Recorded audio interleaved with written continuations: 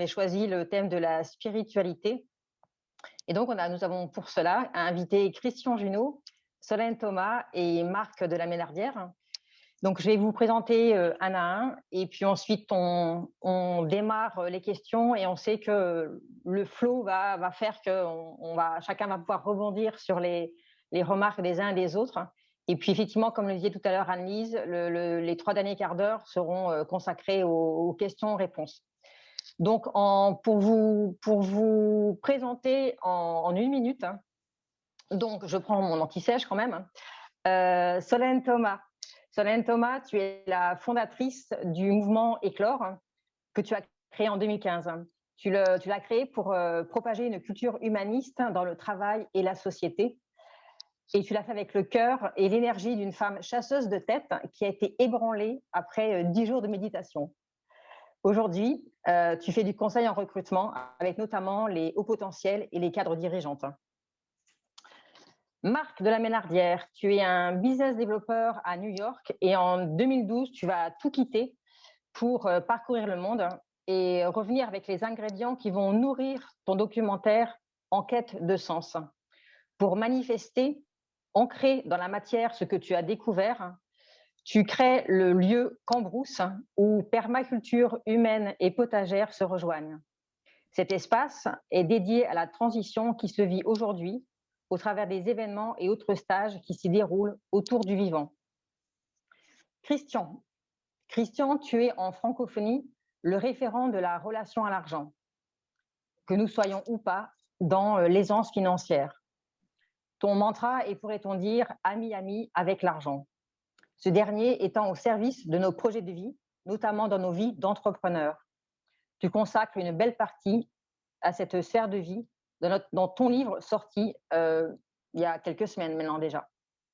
Et donc, j'aimerais démarrer cette table ronde avec toi, Christian, parce qu'on pourrait dire comment ça se fait qu'on parle d'argent, enfin Christian Junot parle d'argent, de la relation à l'argent plus précisément, et qu'est-ce qu'il vient faire dans la spiritualité.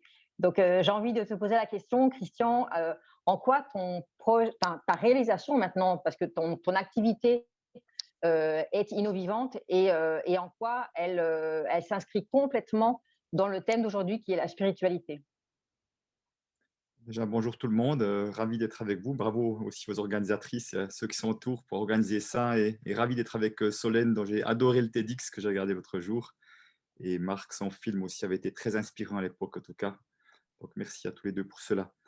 Alors j'étais très agréablement surpris d'être invité dans la journée spiritualité. C'est pas très habituel avec ma thématique qu'on m'invite là, parce qu'au contraire, en général, beaucoup de personnes ont tendance à dire ah non, non, l'argent, c'est tout sauf spirituel. Au fond, mon approche, je dirais, de la relation à l'argent, je ne parle pas d'argent, mais de relation à l'argent, donc du lien que l'humain fait avec l'argent, est une approche pour permettre à chacun d'oser être plus soi-même, d'être plus dans l'amour de soi, mais au fond, c'est surtout, pour moi, ça permet beaucoup de changer sa relation à la vie, que j'écris comme V majuscule, chacun mettra ce qu'il veut derrière le mot vie.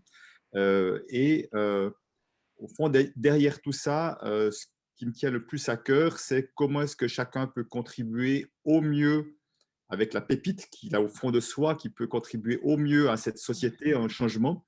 Comment est-ce qu'il peut amener rayonner son diamant intérieur. Et moi, dans cette partie-là, j'essaye d'enlever les obstacles, les freins pour que l'argent, comme tu le disais, soit au service de nos projets de vie plutôt que ce truc qui empêche et qui freine. Donc, j'essaie vraiment de transformer ça. Mais au fond, l'argent n'est qu'un prétexte puisque tout le travail que je fais n'est qu'un travail intérieur pour que les choses à l'extérieur, dans la matière, se passent autrement et que je puisse offrir mon cadeau au monde. Waouh! J'aime effectivement l'argent, l'argent est un prétexte, et effectivement, il est au service, et c'est vraiment ce que tu au travers de tes conférences ou de tes formations, c'est vraiment ce que tu proposes aux personnes de vivre plutôt que de rester enchaîné et d'en être esclave. Donc, j'ai envie de demander à Solène. Alors toi, Solène, tu n'étais pas forcément esclave de l'argent, mais tu as été esclave, enfin, esclave entre guillemets, on s'entend. Pendant longtemps, tu étais chasseuse de tête, et donc tu avais des contrats signés. Et puis un jour, tu t'es dit, mais quel est le sens de tout ça? Donc, tu es, bah, comme je dis dans ton présentation, tu as vraiment été ébranlé par un passage où pendant 10 jours, tu as fait 10 heures de méditation par jour. Et qu'est-ce qui t'a fait basculer, qui a fait que finalement ton activité professionnelle est devenue spirituelle? Ouais, en fait, ce qui est important dans mon chemin, c'est que je me suis pas dit, «Ce que je fais n'a pas de sens». Je me suis dit: «Comment je peux enrichir, cette vie, Mm. d'une nouvelle dimension?» J'ai rencontré cette nouvelle dimension et l'enjeu, une fois qu'on a, découvert ce chemin intérieur qui n'est jamais fini évidemment, c'est Ah oui. comment on intègre ça dans sa vie, quotidienne, ordinaire, dans le business, voilà, dans notre quotidien. Et tout mon chemin est d'articuler, le sacré et le profane, voilà, l'âme, l'être supérieur, l'amour, on peut même parler d'amour et la réalité de nos vies quotidiennes. Donc c'est ce que j'expérimente, c'est ce que j'essaie de faire autant que possible au quotidien et c'est ce qui crée aussi, le mouvement Éclore, nos événements. On a fait, énormément, près de 300 et c'est toujours en fait des rencontres dans la vraie vie qui vont inspirer, mon être, mon âme et qui vont me donner envie de créer derrière, des événements. Donc c'est vraiment dans l'articulation entre, la matière et l'esprit que je trouve mon propre chemin et c'est ce même chemin qui inspire le mouvement Éclore. Ne pas opposer, esprit et matière, mais vraiment, les connecter. Esprit et matière, ok.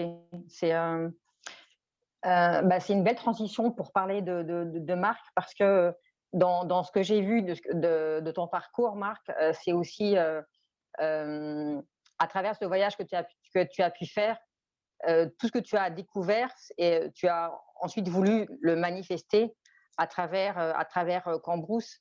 Donc, toi aussi, en quoi ton projet est innovant et devenu spirituel?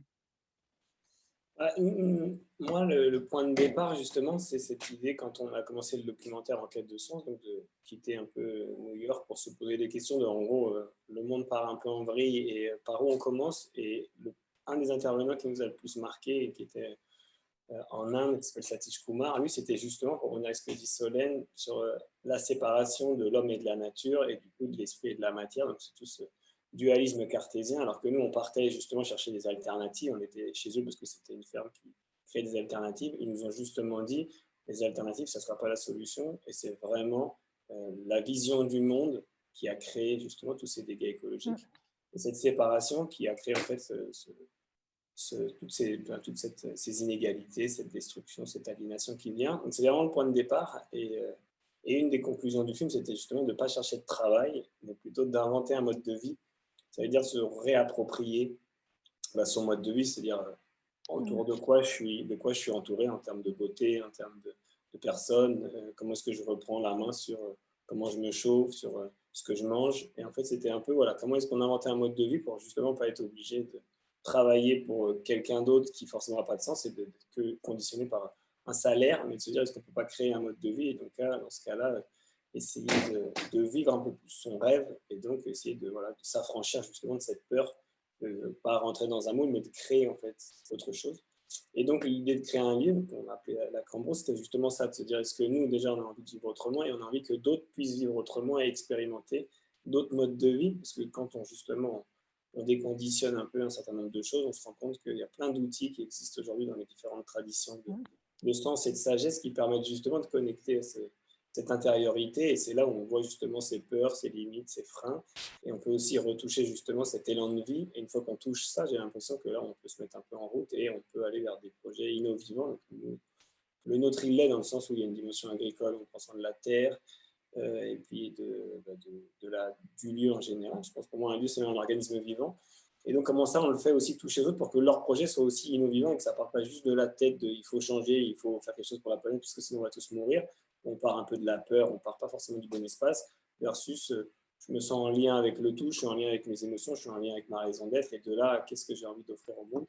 Et en fait, ça, on se rend compte que ça peut aller assez vite. Et donc, le but du lieu, c'est justement d'être ce petit sas, ce petit oasis pour se repluguer à la terre, à soi, aux autres et à cet élan de vie pour apporter quelque chose à la société, à la transition en tout cas sociétale.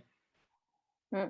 Et lorsque tu as monté ce projet Cambrousse, tu as dû faire face forcément peut-être à des freins, peut-être toi à tes propres freins ou à des freins extérieurs. Quels étaient ces freins pour mener ton projet à bout? Enfin, comment tu as surmonté les freins, qu'ils soient extérieurs ou intérieurs?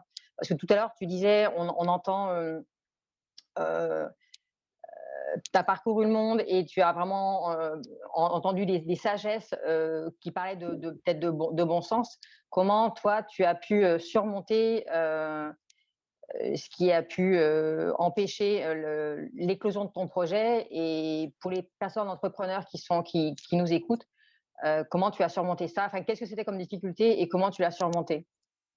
J'ai envie de dire fort de cet homme que tu avais créé, hein, cet homme intérieur que tu avais créé. Est-ce que Ouais, je suis claire? ouais, ouais. Bah, Ok, sur cool. les obstacles, c'est déjà que moi, j'étais pas tout seul et on était à deux avec ma compagne. Je pense que déjà de le faire à deux et c'est le ciment, c'était le sens et l'amour en fait. Donc, il y avait ces deux choses-là à la base du projet. Donc, je pense que ça, déjà, ça élimine un paquet d'obstacles quand il y a ces deux choses-là. Et après, dans les obstacles, en tout cas, une des clés après que le gars m'ait dit justement, enfin Satish Kumar, quand il me dit de ne pas chercher de travail, mais d'inventer un mode de vie, à la fin, il me dit aussi, fais confiance, fais-toi confiance, fais confiance aux autres, fais confiance à la vie, et mets-toi dans ce flow-là, et puis après, tu verras aussi des miracles. Mais la clé, c'est aussi la confiance. Donc, je pense qu'on a fait confiance à se dire que si c'était juste, après, il y a aussi dans les textes un peu indiens, il y a cette idée de doing the work without expectation, c'est de faire le travail sans attente et que les fruits de ce qu'on fait, c'est pas à nous de les récolter, mais on fait parce que c'est juste. Si c'est juste, bah, ça prendra l'impact ou l'ampleur que ça doit prendre. Et donc de le faire avec ce détachement, je pense que ça aide aussi, parce que quand il y a un obstacle, bah, on n'arrête pas à l'obstacle, on dit bah, c'est peut-être pas à cet endroit-là, donc on va faire un détour. Donc je pense qu'il y a eu beaucoup de lâcher prise. Et après, ça a été l'argent. C'est sûr que c'est pour ça que c'est intéressant. D'habitude, en effet, spiritualité et argent, c'est un truc qui n'est pas lié. C'est souvent pour ça que je pense que la religion a été aussi discréditée, c'est parce qu'il y avait ces deux choses qui ne se mariaient pas bien ensemble. Mais quand on veut créer autre chose, aujourd'hui, dans ce monde-là, il y a forcément la dimension argent. Et je sais que nous, les banquiers, ils ne nous ont pas suivis sur le projet. Donc, on a dû justement se dire comment est-ce qu'on fait. On a un projet qui est juste, on sent que ça fait du sens, mais pourtant, ça bloque. Et justement, on a essayé d'innover en passant aussi avec des prêts citoyens ou des coopératives un peu différentes. Et donc, ça a été aussi un des freins, qui était le premier, en fait, de vouloir inventer un mode de vie, vivre autrement. C'est comment ça se finance. Et il n'y a pas l'économie du nouveau monde, entre guillemets, elle n'existe pas. C'est encore d'autres schémas. Donc, le banquier, il n'a pas bien compris les business plans et il a dit donc, à un moment, on était bloqué. Puis après, voilà, on a essayé de trouver d'autres manières. Et donc, ça, c'était un des gros obstacles. Et puis après, les autres obstacles, c'est genre le doute de ne pas savoir faire. Quand on est passé de business développeur à électricien, plombier, femme de chambre, agriculteur, genre il y a tout en fait. Et il y a plein de choses qu'on ne sait pas faire et ça demande pas mal de temps et d'énergie. Donc pareil, d'avoir des temps de revenir à soi et d'essayer de voir ce qu'on sait faire, ce qu'on ne sait pas faire, demander de l'aide. Et en fait, on s'est rendu compte quand on fait des projets qui sont aussi au service derrière, on avait de l'aide, donc on a eu plein de gens qui nous ont aidés et quand on ne savait pas faire des choses, on trouvait aussi des compétences. Donc je pense que c'était voilà, de poser ça au milieu, de dire bah, nous on peut aller jusque-là, c'est notre type de compétences. Après, pour que ça existe, on a besoin d'autres personnes et de se relier à ça et de se rendre compte que chacun a sa petite pierre à l'édifice. Et il y avait plein de gens d'autres métiers qui n'avaient pas de sens, qui étaient contents de contribuer ponctuellement. Et c'est aussi toute cette aventure qui montre que voilà, tout le monde a envie de contribuer quand ça fait du sens et ça fédère énormément et c'est super. Ensemble, on va plus loin et plus fort, quoi. Ouais, mais à la base, je pense qu'il y a un petit noyau. Et je pense que le noyau et l'intention, quand elle est bien posée avant le projet, et que comme tu sais, il y a l'amour au centre et le sens, et on sait que c'est vraiment ça qu'on vient porter, que ça parle de cet espace-là, et que c'est vraiment posé avec une vision, une intention et une intuition forte. Ça aide à pousser les obstacles aussi, et à sentir que c'est juste, quoi. Je vois Solène qui abonde dans ton sens. Toi, Solène, quels sont les socles sur lesquels tu t'es les socles sur lesquels tu t'es reposé pour créer cet éclore? Alors, j'aurais juste envie de répondre à la même question que Marc. Ok, vas-y. Si c'est ok. C'est que, en fait, au départ, éclore, c'était un rêve et vraiment un amour que j'ai ressenti, un amour intérieur pour l'autre. qui m'a donné envie d'œuvrer pour transformer la culture du monde du travail. Et l'obstacle, moi, qui a été le mien, c'est le manque d'ego. C'est-à-dire qu'en fait, les premières années, quand j'ai découvert la spiritualité, euh, j'ai cru, j'étais dans la croyance qu'il fallait être égoless, quoi, sans ego, que tout n'était qu'amour, qu'il fallait essentiellement que je cultive cette intention, cette qualité de présence. Et, je me dépersonnalisais. Donc, je ne suis pas mon corps, je ne suis pas une femme, je ne suis pas mon statut social, enfin, tout ce qu'on découvre quand on est dans la dimension spirituelle. Mais du coup, j'ai fait l'erreur un peu qu'on retrouve dans des sphères New Age de penser que l'amour suffirait à sauver le monde et que finalement, je n'avais qu'à cultiver cette qualité de présence et rien à faire d'autre. Et, donc, vraiment, mon chemin pour créer Éclore, c'est de réintégrer l'ego en le mettant au bon endroit. C'est-à-dire que c'est pas lui le maître, mais c'est bien en volant à un endroit. Et donc, accepter de prendre la lumière, de porter une parole, accepter de porter des grands projets, de faire un zénith, par exemple, des choses comme ça. Au départ, ça n'aurait pas été possible pour moi. Je me serais dit, mais qui suis-je pour porter ces projets-là? Donc, c'est vraiment réintégrer l'ego au bon endroit. C'est ça que j'avais envie de partager. D'accord. Mettre l'ego au service de ton projet et au service de l'amour intérieur que tu avais, que tu ressentais. Ok. Waouh. Magnifique. Enfin, je suis touchée par ce que tu dis. C'est très beau. Christian, alors toi, ancien banquier et personnalité qui parle de la relation à l'argent, quel a été toi, enfin quels ont été tes obstacles? Donc apparemment, il n'y a pas forcément eu besoin de crowdfunding pour créer ton activité. Aujourd'hui, tu dirais que quels étaient tes obstacles, hein, mais qui t'ont aussi enrichi, pas forcément financièrement, mais enrichi l'homme, je veux dire. Bien compris. L'un n'empêche pas l'autre parfois. Bien sûr, exactement. Et c'est sûr que, contrairement à Marc qui fait un projet, j'ai envie de dire, dans la matière physique, hein, quand on construit des maisons, qu'on doit commencer à… Moi, j'étais complètement et pleinement dans un métier de service. Alors, ce qui veut dire, et d'ailleurs, heureusement que je n'ai pas dû à m'occuper à prendre des perceuses et autres, parce que je pense que seul, ça aurait été un mauvais choix.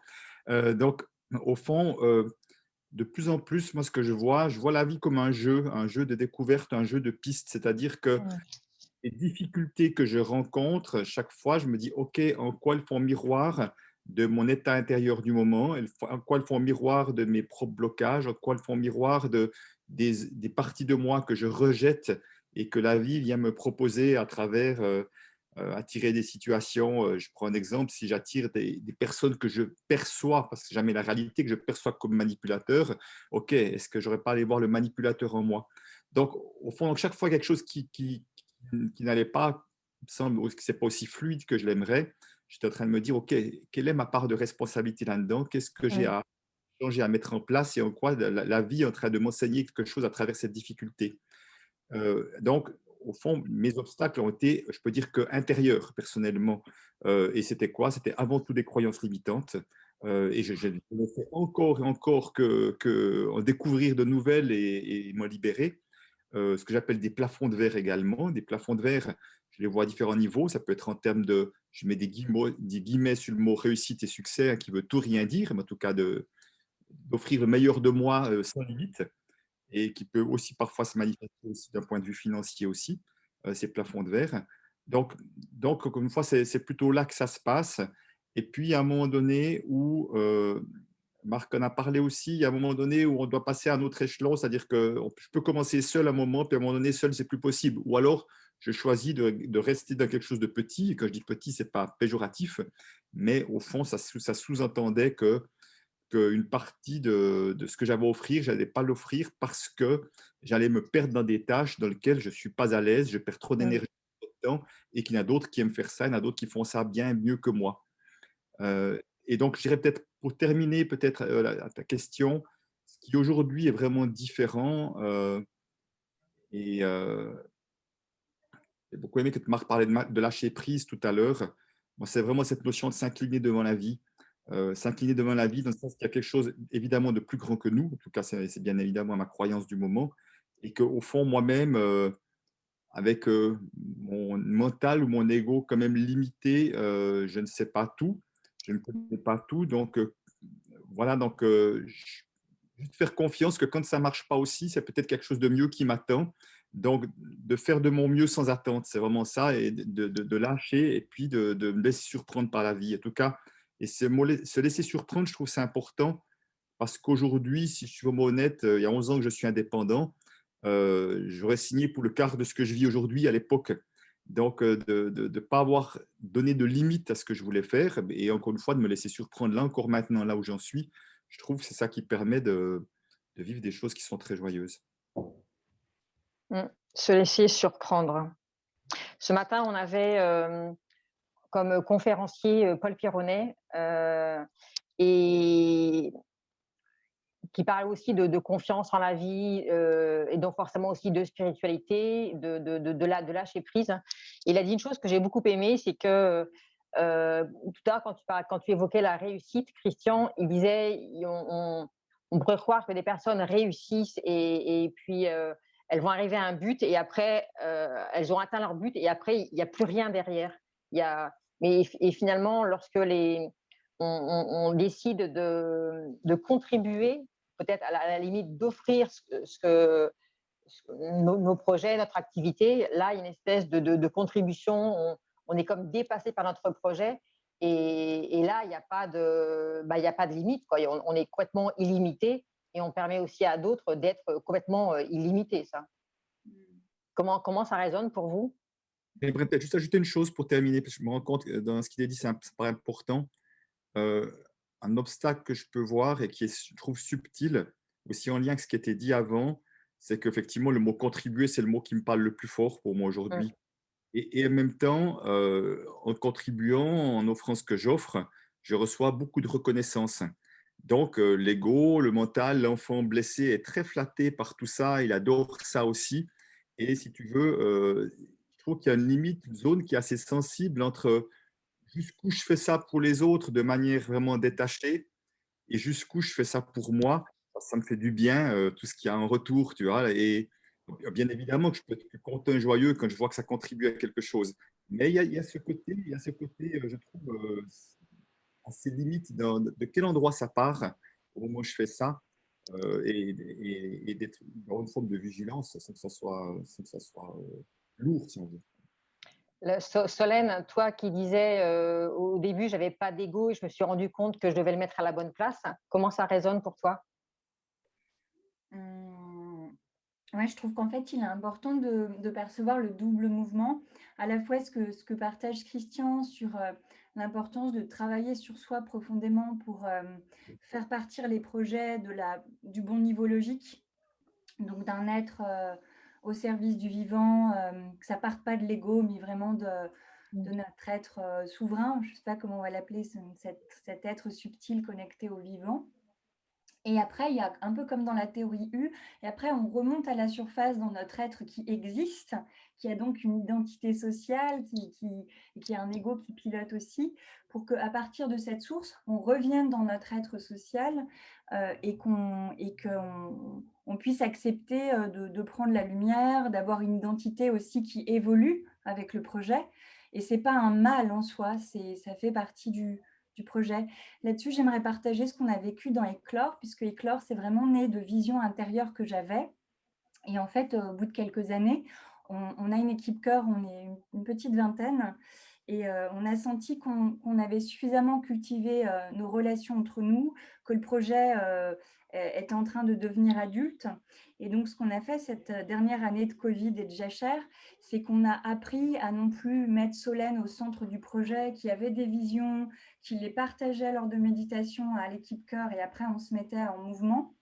En fait, on a appris tous ensemble à ce qu'au centre du projet Éclore, il n'y ait plus Solène, mais ce qu'on appelle le centre vide, donc un centre fertile. Et aujourd'hui, on a expérimenté notre première vraie co-création collective.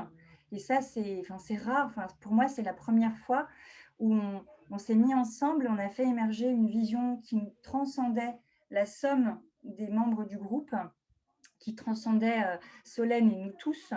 Et ça a été le mois de la Renaissance que nous avons vraiment co-créé. Et ça, c'est l'expérimentation de l'œuvre collective qui n'est plus l'émanation d'une personne, initiatrice, leader, peu importe, qui porte la vision, mais qui est l'émanation d'un cœur collectif qui prend sa source dans une source commune et qui crée à partir de cette transcendance. Donc ça, j'avais envie de le partager parce que je ressens intimement et collectivement un chemin tout à fait nouveau. En tout cas, pour nous, c'est tout à fait nouveau de faire ça. Waouh. Tu m'impressionnes, Solène. Je le dis, tu m'impressionnes. Marc, toi, tu n'as pas démarré seul parce que tu as démarré avec ta compagne. Et tout à l'heure, Solène disait finalement, il ne faut pas non plus avoir peur ou rejeter l'identité que nous avons finalement avec notre projet.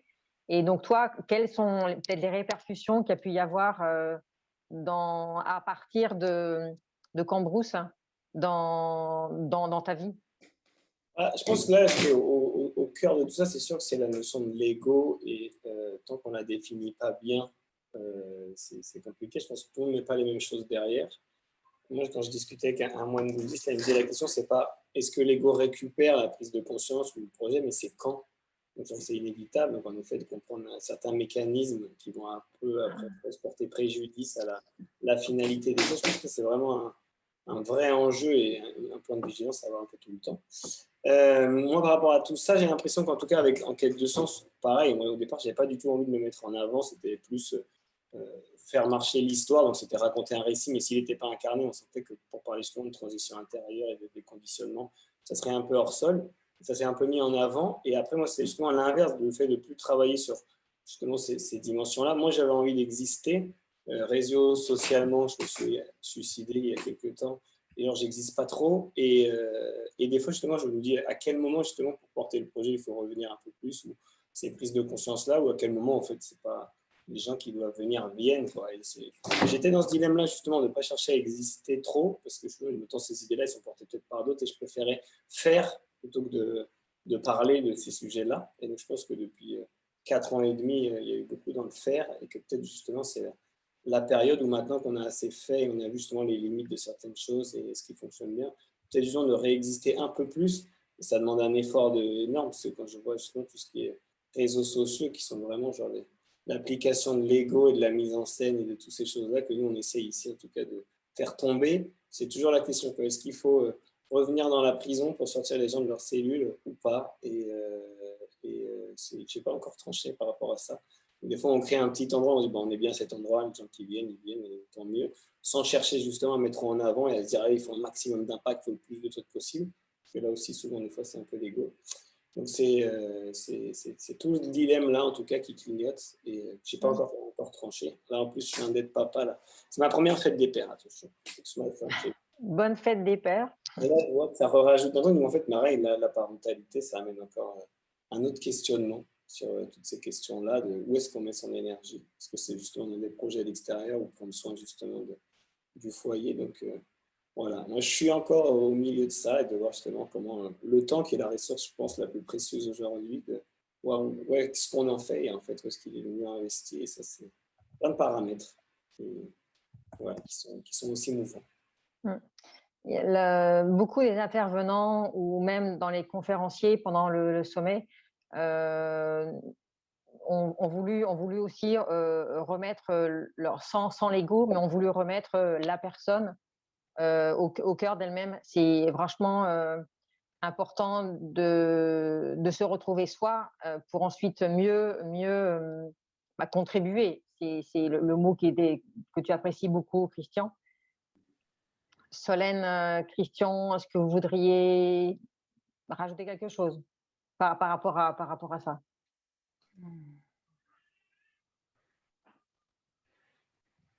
Donc le micro Solène est allumé, pas celui de Christian. Donc Solène, tu vas démarrer alors. Après, ce sera Christian. Qu'est-ce que j'ai envie de vous partager? J'ai envie de partager l'écart qu'il y a entre notre spiritualité, à tout un chacun, hein, on fait tous partie de cette grande famille humaine, entre notre spiritualité, notre esprit supérieur et notre réalité incarnée. Et moi, je trouve que tout le chemin, c'est d'arriver à réduire l'écart entre nos valeurs, nos idéaux, nos aspirations et notre réalité incarnée. Je me souviens avoir rencontré quelqu'un qui, voilà, je vais pas le nommer, mais qu'on présente souvent comme quelqu'un de très sage, etc.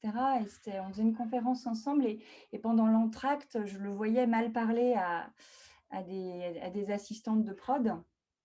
Et je me disais, ah, c'est fou parce que face à la caméra, il y a cette aura, cette lumière. Et en fait, quand on voit dans les coulisses, c'est pas pareil, quoi. Donc, ouais, moi, je sens vraiment cette nécessité pour notre humanité de remettre de la spiritualité au quotidien et dans les petites choses. Et pour moi, une grande spiritualité, ça s'incarne à la caisse quand on achète ses légumes ou au boulanger. Vous voyez, ça doit se traduire très directement par une qualité de relation aux autres. À grande spiritualité, j'ai envie de dire grande fraternité effective. Effective. Christian? On va juste revenir, Marc parlait du faire tout à l'heure, le faire et l'être. Effectivement, je trouve que c'est vraiment un point de vigilance, en tout cas moi, dans lequel je peux vite me perdre dans du faire, faire, faire. Et au fond, je me déconnecte de la raison d'être. Je me déconnecte du pourquoi. C'est-à-dire que je vois que chaque fois que je me mets moi-même de la pression, puis je n'ai pas besoin des autres, je suis assez grand tout seul pour ça. Au fond, il y a un moment donné, si je reviens pas, mais à pourquoi j'ai envie de mettre de l'énergie là-dedans, en quoi ça a du sens, en quoi ça peut contribuer à quelque chose de positif, là, ça me redonne du goût et de l'élan. Et au moment où il y a la déconnexion, là, ben non, je suis dans le dur, comme on dit, et automatiquement, il y a la fatigue qui va avec, il y a plein de choses qui vont avec. Je trouve que cette question, elle est complexe parce que c'est vrai que quand on est sur des chemins spirituels, on se rend bien compte que dans nos temples ou dans nos séminaires de méditation ou nos balades en forêt, il y a une certaine facilité, entre guillemets, hein, à accéder à un état intérieur de plénitude. Et quand on se retrouve à devoir gérer peut-être un enfant comme Marc ou qui fait peut-être pas toujours ses nuits ou qu'on est face au quotidien, confronté à la matière et à la réalité quotidienne, bah, la sérénité, elle est plus complexe à trouver. Et je trouve que tout l'enjeu, c'est cette réconciliation de l'être et du faire qui d'ailleurs peut se traduire par le verbe incarner, incarner dans la chair. Comment faire à partir de son être et comment voilà, porter des projets, petits ou grands, avec cette qualité d'être. Et je trouve que c'est un challenge dingue, quoi. Quand il n'y a pas de faire, l'être il peut rayonner plus facilement. Et dès qu'on est dans le dur de la matière, comment on garde cette dignité, cette qualité de relation à soi et à l'autre, c'est un sacré défi.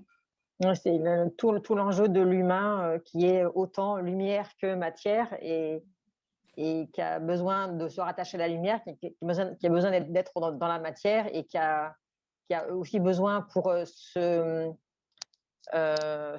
créer, co-créer et contribuer, de faire allier les deux le mieux possible. Mais nous sommes parfaits et imparfaits, lumière et... Pour rebondir là-dessus, moi j'ai l'impression justement que la spiritualité, si après il faudrait qu'on définisse lorsqu'on met derrière, mais c'est justement l'outil pour être bien dans la matière en fait. C'est que si jamais il n'y a pas ça, en fait, c'est très compliqué d'être justement dans cette qualité d'être, de présence. Et que la spiritualité, ça peut, et c'est un peu le risque, je pense, en ce moment, où c'est un peu une fuite pour justement fuir la matière et donc entrer dans des belles idées, des concepts d'unité, d'interdépendance et de la vie après et tout, et du coup de ne pas être là en fait. Et le but pour moi, c'est justement d'avoir les outils pour être présent, voir dans les schémas mentaux ce qui ne fonctionne pas, dans l'inconscient ce qui ne fonctionne pas, pour justement être présent quand on est en effet à changer les couches de son bébé ou quand on est avec... moi, je rigole avec la boulangère, le garagiste, tout le monde, donc je me dis qu'avec cet exemple-là, ça ne doit pas être trop loin de l'objectif, quoi. Mais de ne pas voir la différence entre moi et l'autre et d'être présent et que même quand il y a des difficultés, hop, de revenir à cet idéal-là et pas de se dire il y a la vie et puis de temps en temps le dimanche ou une fois par semaine, comme je fais du poney de 14h à 17h, ça va être le moment spirituel. Je pense que c'est vraiment au quotidien, quand on fait à manger, quand on fait son jardin et l'État dans cette qualité de présence et quand on est avec d'autres humains qui n'ont pas cette relation-là. Moi, autour de moi, j'ai des agriculteurs conventionnels, des chasseurs et en fait, de ne pas faire de différence et de se dire aussi, il en est là où il en est, où chacun en est, c'est même pas des niveaux en fait, et de se dire c'est la diversité de la vie aussi et de justement être capable, quand on a des projets ensemble où tout le monde n'est pas d'accord, d'essayer de justement être au bon endroit. Et c'est ça qui fait qu'après, le collectif fonctionne et qu'en fait, on arrive à travailler avec des gens aussi différents. Parce qu'avant, il y a ce socle commun, il y a cette posture-là. Et en tout cas, moi, la spiritualité, ça doit juste amener à avoir les bons outils pour être dans la bonne posture, pour faire avancer les raisons d'être qui doivent nous dépasser. Quoi. Et que c'est pas dans des fuites. Moi, j'ai dû faire le TripAdvisor de la spiritualité, de tout ce que j'ai pu tester, de méditation, retraite, des trucs pendant 12 ans. Et je pense que ça amène juste à ça. Quoi. Parce que je suis là, je suis présent, disponible et vraiment dans cette qualité d'être, quoi. Et le reste, sinon, c'est un peu de la fuite. Et aujourd'hui, je sens qu'il y a beaucoup de livres, il y a plein de choses qui sortent sur tous ces concepts. On a l'impression parce qu'on les a lus, on les a compris, alors qu'en fait, l'âme, elle n'apprend pas du tout nos cellules à la vitesse de l'esprit, quoi. Donc l'esprit, il a compris, mais c'est pas intégré dans les cellules, et ça prend du temps. Et je pense que c'est revenir à ce temps-là pour être sûr qu'on a bien intégré. Et du coup, après, il y a moins cette boulimie de concepts et de trucs qui, je pense, beaucoup sont des cul-de-sac. Et c'est l'écueil. Ça n'existait pas beaucoup en France. Nous, on a essayé de pousser pour que ça existe un peu plus avec le film et qu'on se repose ces questions-là. Et je m'attends à un autre travers où il y a une espèce de matérialisme spirituel qui va en fait recréer d'autres cul-de-sac. Donc je pense que en effet, la relation qu'on a avec des inconnus, c'est là où on voit si les gens, pour moi, ils y sont ou ils n'y sont pas. Mais sinon, c'est encore l'ego qui a trouvé une petite parade, qui se met dans la spiritualité, comme ça, il se dit que là, on ne va pas aller le chercher. C'est le voleur qui mène l'enquête, c'est pas bon. J'aimerais bien témoigner d'une expérience qu'on a vécue sur ce sujet spécifique avec Éclore. On s'est rendu compte les premières années que dès qu'on portait un projet d'événement important, on était en mode projet, on perdait cette qualité de présence, d'écoute et de relation aux autres. Et donc, on a pris la décision, il y a peut-être 2-3 ans, de ritualiser nos temps ensemble, de systématiquement commencer avec 2-3 minutes de méditation, une petite météo de chacun, chacune, de se connecter à la vision plus grande et se dire, OK, par rapport à notre vision, c'est quoi l'ordre du soir? Les réunions associatives sont souvent le soir.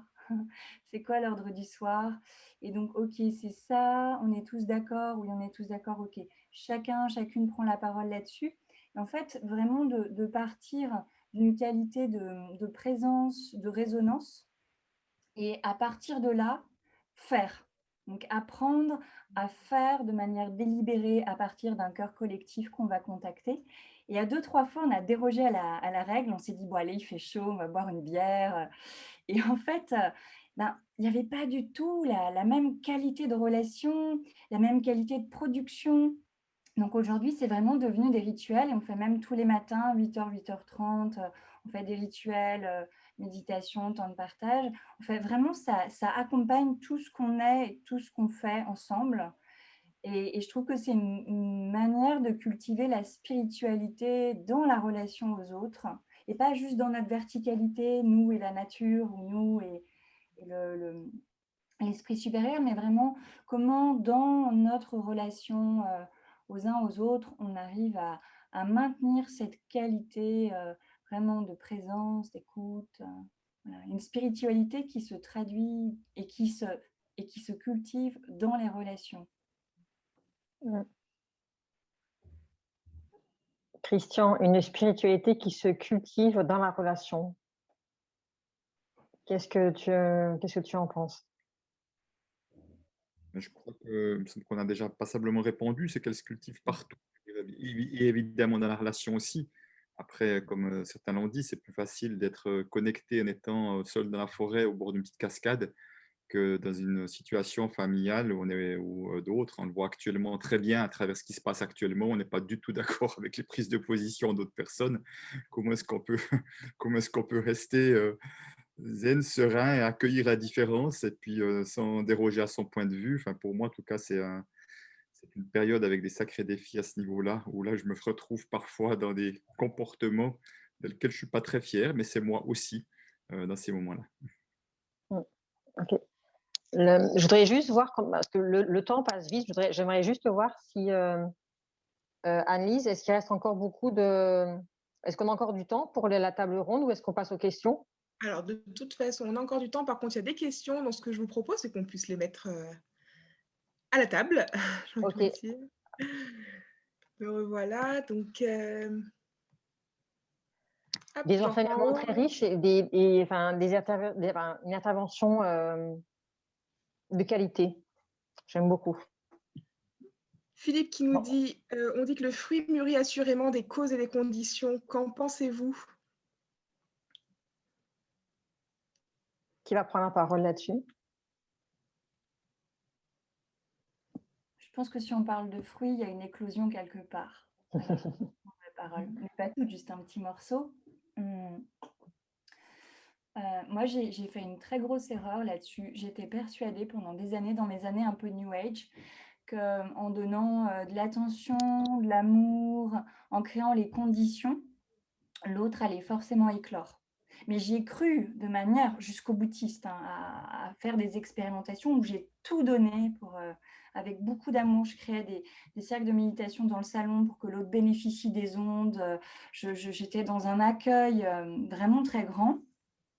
Et en fait, j'ai découvert que cette personne avait un problème psychiatrique, une forme de schizophrénie.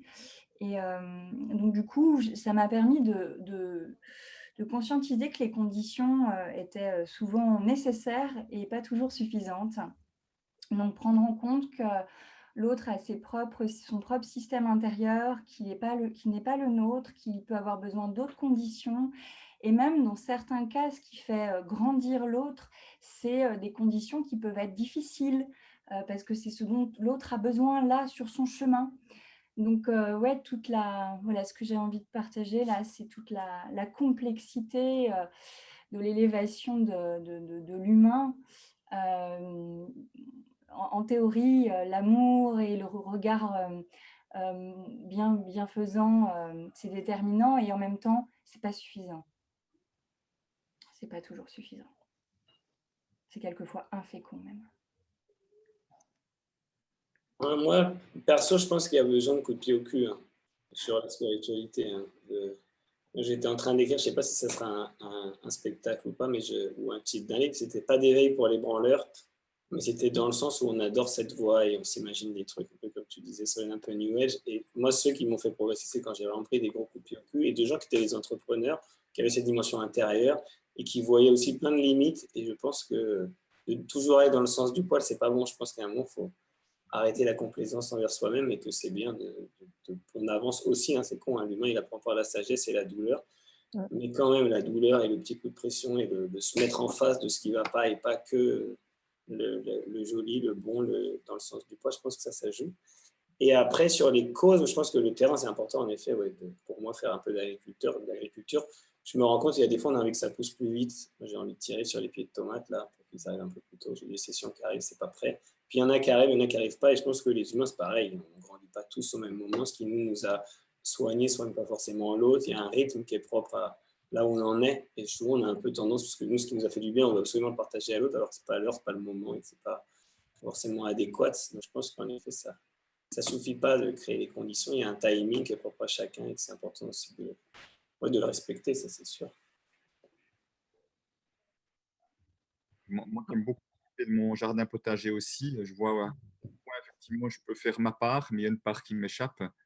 Et accompagnant les humains aussi, je vois le danger d'être dans une forme de toute puissance et de croire que j'ai le pouvoir de faire changer l'autre. C'est un sacré leurre. Et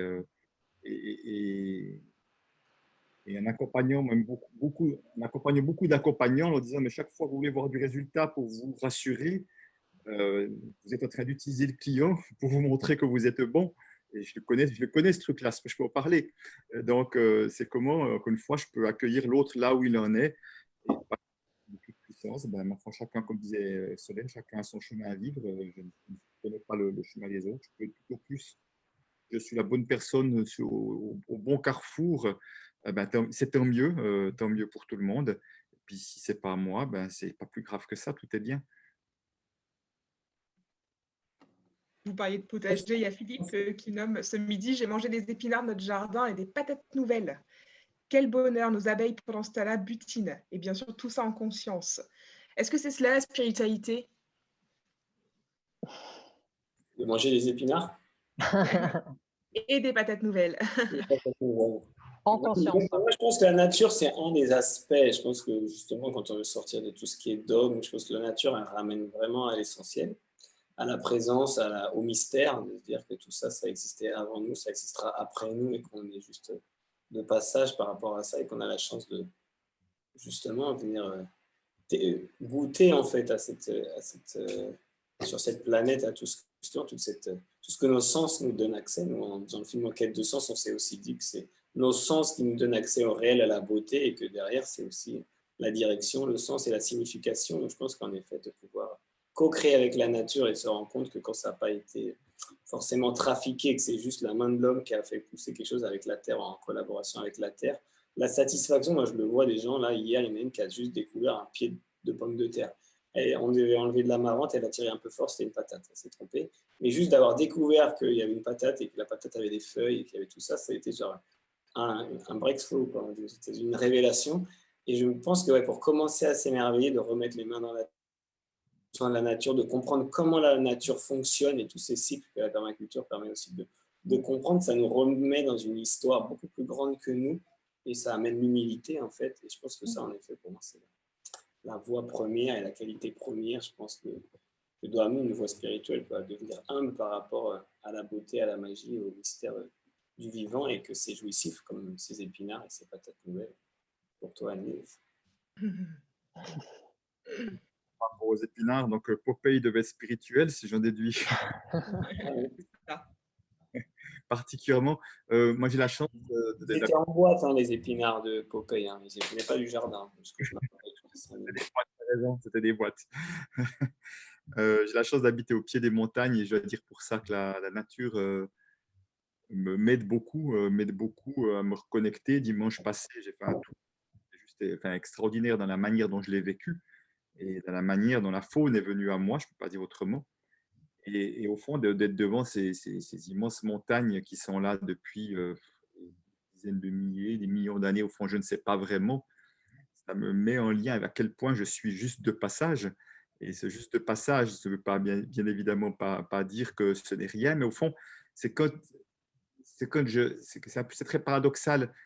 C'est quand je vois que je suis qu'un grain de poussière là au milieu, cette petite chose qu'en fait, ça me connecte à ma grandeur. Mais ma grandeur, c'est juste le miroir de ce que je vois en face de moi. Il y a quelque chose d'assez étrange là derrière qui me nourrit incroyablement dans c'est juste cette posture, voilà, cette posture d'appartenir à tout ça. Voilà. Moi, pour moi, la spiritualité, elle se traduit plus dans mon rapport au travail. Arriver à passer du travail labeur au travail œuvre, à imprimer dans la matière, dans les relations, dans les créations, oui, vraiment dans la production du quotidien, arriver à voir dans la matière l'amour, en fait. C'est Khalil Gibran qui dit, qu'est-ce qu'il dit d'ailleurs, Khalil Gibran? Il dit, le travail, c'est l'amour rendu visible. Et voilà, et donc je pense qu'il y a autant de manières de mettre de la spiritualité que de personnes, et on peut en mettre de partout en fait. Et moi, j'ai envie de montrer cette spiritualité dans un nouveau rapport au travail et dans une nouvelle société du travail qui permettrait à chacun d'exprimer qui il est vraiment et pas être aliéné. Comme tu en parlais, Marc, hein, ne pas être aliéné, ne pas être dépossédé, pouvoir œuvrer et rendre à la terre par notre travail ce que la terre nous a donné. Et est-ce qu'on ne devrait pas déjà changer le mot travail et d'utiliser un autre mot parce qu'il y a comme une étymologie derrière le mot travail, il y a comme un lien avec une forme de dureté et de souffrance. Moi, tu parlais de œuvrer. Moi, j'aime beaucoup revenir sur ce mot d'œuvrer. On parle parce que tous les mots, les autres mots pour le mot travail sont tous des mots en lien avec quelque chose de pénible. À part le mot œuvrer, ouvrage, hein, on parle d'un bel ouvrage, une belle ouvrage, et me semble-t-il, c'est comme si on avait on repense au compagnonnage à une époque, est-ce qu'on n'aurait pas à revenir à quelque chose justement différent et trouver d'autres mots qui parlent de ça. Mhm. Entre autres, le paradigme, ça serait justement de passer à cette autre chose. Ou sinon, on interdit tout ce qui n'est pas de l'ouvrage. C'est fini, ça n'existe plus. Si ça Oui, vient mais non, les c'est femmes pas- n'accoucheraient plus, Marc, tu ne serais pas papa. Les femmes qui travaillent pour accoucher. Mais sinon, si ce n'est pas un ouvrage et que ça vient justement un truc qui vient servir l'humain et la planète, il faut arrêter tous les travaux qui servent à tous les jobs qui sont destructeurs de l'humain et de la planète et de garder que ce qui fait ouvrage. Et là, je pense que déjà, on met un peu fin à pas mal de soucis, quoi. Après, ça peut être une question, je pense, sur l'argent, le revenu de base. C'est peut-être là où, Christian, ça peut être intéressant de voir ça, justement, dans quelle mesure, si on change aussi ce rapport à l'argent, au salariat, il y a pas mal de choses, est-ce que ça ouvre pas une autre perspective et de lier un peu les deux? Parce que je pense que beaucoup de gens ne font pas ce qu'ils souhaitent ou ce pourquoi ils sont faits avec ces peurs-là et que ce n'est pas évident et qu'on n'est pas tous câblés pareil, on n'a pas tous les mêmes histoires, mais en tout cas, je pense que c'est un des enjeux de nouveaux paradigmes, c'est justement cette relation à l'argent et qu'est-ce qui pourrait être fait et échangé pour justement qu'on puisse être tous dans des ouvrages et être au chevet de la terre et des humains et des autres formes de vivants que simplement de structures juridiques assez informelles qui sont des fois des grandes multinationales. Hmm. Il y avait d'ailleurs une question qui demandait si, je crois que c'est Soizic qui pose la question. Si ce serait Oui, possible. André disait comment peut-on mettre en place ceci, donc ce que tu viens de dire, Marc, alors que le système nous freine, enfin, le système n'a pas envie qu'on aille là-bas. Toi, qu'est-ce que tu verrais, Christian, comme solution dans le nouveau paradigme qui se met en place? Déjà, chaque fois que j'entends le mot système, je l'entends et je me méfie un petit peu parce que c'est qui ce grand mystérieux système dont on parle? Et parce que moi, j'ai la conviction que ça changera par reprendre ce que disait Solène, l'incarnation de qui nous sommes dans des projets concrets. C'est-à-dire que si on attend de l'extérieur une solution miracle, ça va être compliqué. Euh, Comme on l'a dit, j'étais ancien banquier et conseiller en placement financier. J'ai vu des multimillionnaires avoir peur de manquer. Et je peux dire, la peur de manquer, ce n'est pas une question d'argent. Pour la grande majorité des personnes, c'est à un autre niveau. Donc, quelles que soient les conditions matérielles qu'ils auront, ils auront peur de manquer parce que l'extérieur, le matériel ne pourra jamais remplacer le vide intérieur en quelque sorte. C'est pour ça que c'est vraiment, ça va passer par ce changement intérieur. Enfin, personnellement, je ne vois pas d'autre solution, ce qui n'empêche bien évidemment qu'on peut trouver des conditions, on peut mettre des conditions en place qui vont favoriser ce changement intérieur. Et ce serait même, je pense, accélérateur de pouvoir faire ça. Mais disons, d'attendre la solution à l'extérieur pour dire là, je bougerai.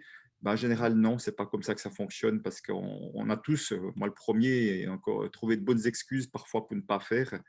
Et voilà, et au fond, la cause est à l'intérieur et pas à l'extérieur. Hmm. J'ai envie de partager ce que j'ai vécu il y a 2 jours. Je faisais une conférence pour un grand groupe, un groupe du CAC 40. C'était le top 200. Et là, ça m'a fait un peu rire. Je me dis, ah, je vais parler au top 200. Qu'est-ce que je vais pouvoir dire? Et en fait, je leur ai parlé vraiment en authenticité, sûrement comme Christian et Marc, vous le faites aussi. Je sais que vous avez fait pas mal de conférences, de choses comme ça. En fait, en parlant avec notre cœur dans ces systèmes qui sont fermés, on se rend compte qu'il y a du jeu, J-E-U. Il y a beaucoup plus d'espace et de latitude qu'on le projette. Et la conférence a été vraiment formidable. Et en fait, il y a un des dirigeants qui est sur un chemin bouddhiste, beaucoup de sacré. Il est rentré en grande résonance avec ce que je partageais. Il a pris la parole et il s'est un peu découvert devant tout le monde. Et en fait, ça a vraiment créé quelque chose. Et après, il est venu me voir, il me dit, Solène, j'aimerais qu'on crée dans la boîte des espaces d'intériorité parce que l'intériorité va transformer notre monde. Et il est l'un des dirigeants d'un très grand groupe français.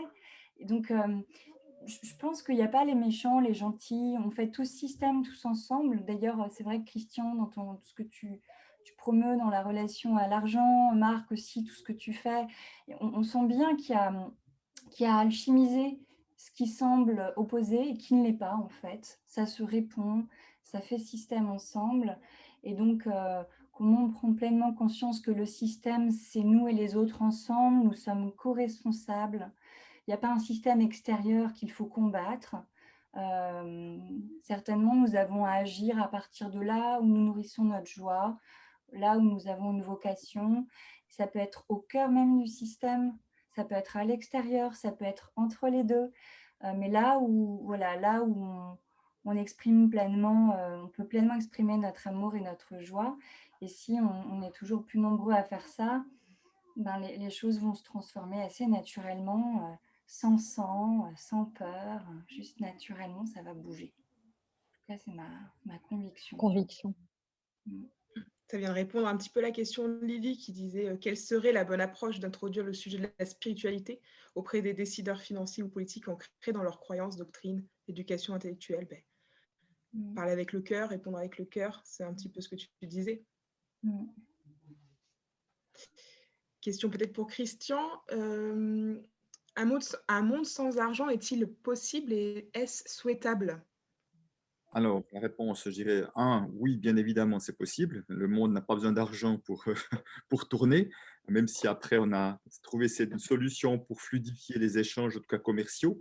Et puis, quand je dis est-ce souhaitable, je veux dire non, pas ou oui, mais pas maintenant. Ou non, en tout cas, pas maintenant. Pourquoi? C'est parce que moi, ma perception, alors, au quotidien, c'est que nous, êtres humains, chacun individuellement, avons donné beaucoup de pouvoir à l'argent. Donner le pouvoir de nous rendre sécures, le pouvoir de nous rendre libres, le pouvoir de rendre notre vie confortable, mais aussi le pouvoir de créer des conflits, le pouvoir d'être la cause des problèmes dans le monde, le pouvoir d'être sale. Donc, et quand on parle d'argent, c'est bon de se souvenir qu'on parle de bouts de papier et de chiffres sur un ordinateur. Donc, vous voyez quand même, quand on dit, tiens, des bouts de papier, des chiffres sur l'ordinateur, on donne comme un sacré pouvoir à ce truc-là qui s'appelle argent. Et au fond, il y a chaque fois le même piège, c'est-à-dire que chaque fois qu'on donne un de ces pouvoirs à l'argent, c'est une partie de notre propre pouvoir intérieur dans lequel nous sommes déconnectés et que nous allons donner à l'extérieur. Moi, pendant des dizaines d'années, j'ai donné le pouvoir à l'argent de me sécuriser parce que j'étais très insécure intérieurement, parce que je manquais d'estime de moi, je manquais d'amour pour moi. Enfin, il y avait tous ces pièges-là qui fait que ce qui manquait à l'intérieur, j'ai cherché à le compenser à l'extérieur. Et l'argent est vraiment une invention humaine sur laquelle nous donnons actuellement beaucoup de pouvoir. Donc, je dirais, au moment donné, on va se réapproprier ces pouvoirs que nous avons perdus et donnés à l'extérieur. Il y a un moment donné où, naturellement, potentiellement, on n'aura plus besoin d'argent. Mais je pense qu'au moment donné où l'argent ne sera plus une question, peut-être qu'à ce moment-là, on n'aura plus envie de le supprimer. Alors que maintenant, beaucoup ont envie de le supprimer parce que, justement, ça pose des problèmes dans leur vie. Et je peux le comprendre, je peux le voir. Et en même temps, ça peut aussi parler de nous. Qu'est-ce qui aura changé à l'intérieur? Et peut-être pour terminer, c'est vraiment important c'est important de différencier l'argent du système économique. Parce que trop souvent, je vois des personnes qui veulent supprimer l'argent parce qu'ils sont contre le système économique, contre le capitalisme. Ce système économique ne me convient pas du tout, je n'y vois aucun sens, je vois que ça apporte aucun bien-être collectif. Mais le système économique, c'est quoi? C'est des règles comment on crée l'argent, comment l'argent circule. Et on pourrait changer ces règles-là avec le même argent et ça pourrait fonctionner différemment. Donc, c'est pas le risque, je le vois beaucoup dans les milieux spirituels, c'est que de rejeter tout ce entre guillemets matérialisme, on jette le bébé et l'eau du bain et on se retrouve en même temps coincé et prisonnier à devoir courir après l'argent parce qu'au fond, on ne s'est pas rendu compte que nous-mêmes avons rejeté l'argent, donc l'argent ne va pas venir à nous. C'est André qui rebondissait, on le remplace par quoi alors? Alors on le remplace par la connaissance de soi, j'entends, déjà, ce rapport à l'argent. Et ouais, tout ce que tu viens de dire, quoi. Ça me laisse... Pas une question, bien évidemment, le troc existe, a toujours existé, existe encore et on peut y revenir à n'importe quel moment. Après, on va voir que c'est beaucoup plus compliqué aujourd'hui que ça l'était à une époque, si on revenait au troc. Mais on reviendrait certainement à l'essentiel parce qu'on n'aurait pas envie de passer ses journées à devoir négocier pour trouver quelque chose. Au fond, peut-être que la chose de remplacement potentiel est à inventer et à créer. Ou de nouveaux systèmes, encore une fois, qu'on appellera après mot argent ou autre chose, ça n'a pas d'importance derrière. Soazic qui pose la question, la vraie richesse, c'est quoi selon vous trois? Moi, je ne crois pas qu'il y ait une réponse absolue, une vraie richesse. Je crois que la richesse, c'est ce qu'il y a de plus beau que nous avons à faire éclore, à donner au monde. Et ça peut être à un moment, donner de l'argent à quelqu'un qui est dans le besoin, c'est une vraie richesse que nous offrons. Parce que c'est de l'argent associé au cœur, mais la richesse, ça peut être la connaissance, ça peut être l'amour, la fraternité. Peut-être que la question exigerait que chacun réponde dans son âme et conscience. Qu'est-ce que la vraie richesse pour moi, là, ici, maintenant? Christian, Marc, peut-être une réponse à ce sujet, enfin une vision? Bah non, moi je suis d'accord, c'est les valeurs aussi que ça diffère selon les individus. Et pour moi, là, si spontanément, je trouve que la richesse, c'est le lien. Aujourd'hui, le lien, souvent on voit d'ailleurs dans les études, les gens qui gagnent beaucoup d'argent, on se rend compte que le bien-être, il est corrélé avec l'argent. Et puis, à un certain point, ça ne fonctionne plus. La courbe, elle revient flat.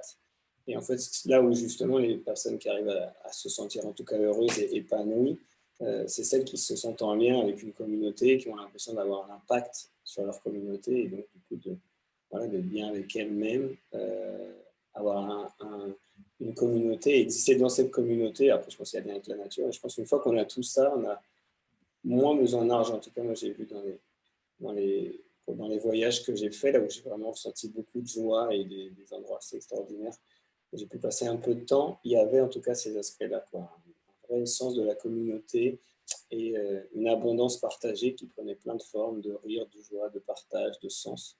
Et de partager avec un groupe d'individus, je pense que ça va être en tout cas un dénominateur commun. Et donc, c'est toute la différence entre la prospérité et la croissance. Et donc, je pense que c'est deux axes aussi à réfléchir là-dessus, sur uniquement le côté matériel et en tout cas quantitatif versus qualitatif, qui est tous les états dont on a parlé aussi Solène, qui sont assez immatériels. Mais est-ce que voilà, je crois que je sais plus ce qu'il y avait. Je crois que c'était une phrase de Smaïn qui m'avait choqué petit. Il disait: je préfère me pleurer dans ma Porsche que me fendre la gueule dans le métro. Et moi, je n'étais pas d'accord déjà à l'époque. Donc, je pense que voilà, on peut rigoler partout. Et que la joie aussi, je pense que c'est aussi une grande richesse qui fait que tout le reste passe un peu au second plan quand on a trouvé ça. Et pleurer aussi, je sais que nous, on pleure beaucoup chez Clore, on pleure tout le temps. Et moi, j'ai vraiment appris à pleurer devant plein de gens. Et c'est rarement des pleurs de tristesse, même si ça arrive, c'est souvent des pleurs de vérité. Quand je sens que ce qui se dit, ce qui se vit est juste, je pleure. Et en fait, c'est beau de pleurer. Vivant, c'est créateur, c'est merveilleux de pleurer. Donc même des pleurs, par chance, des fois, c'est aussi de la joie. Ou de la gratitude. Ouais, gratitude.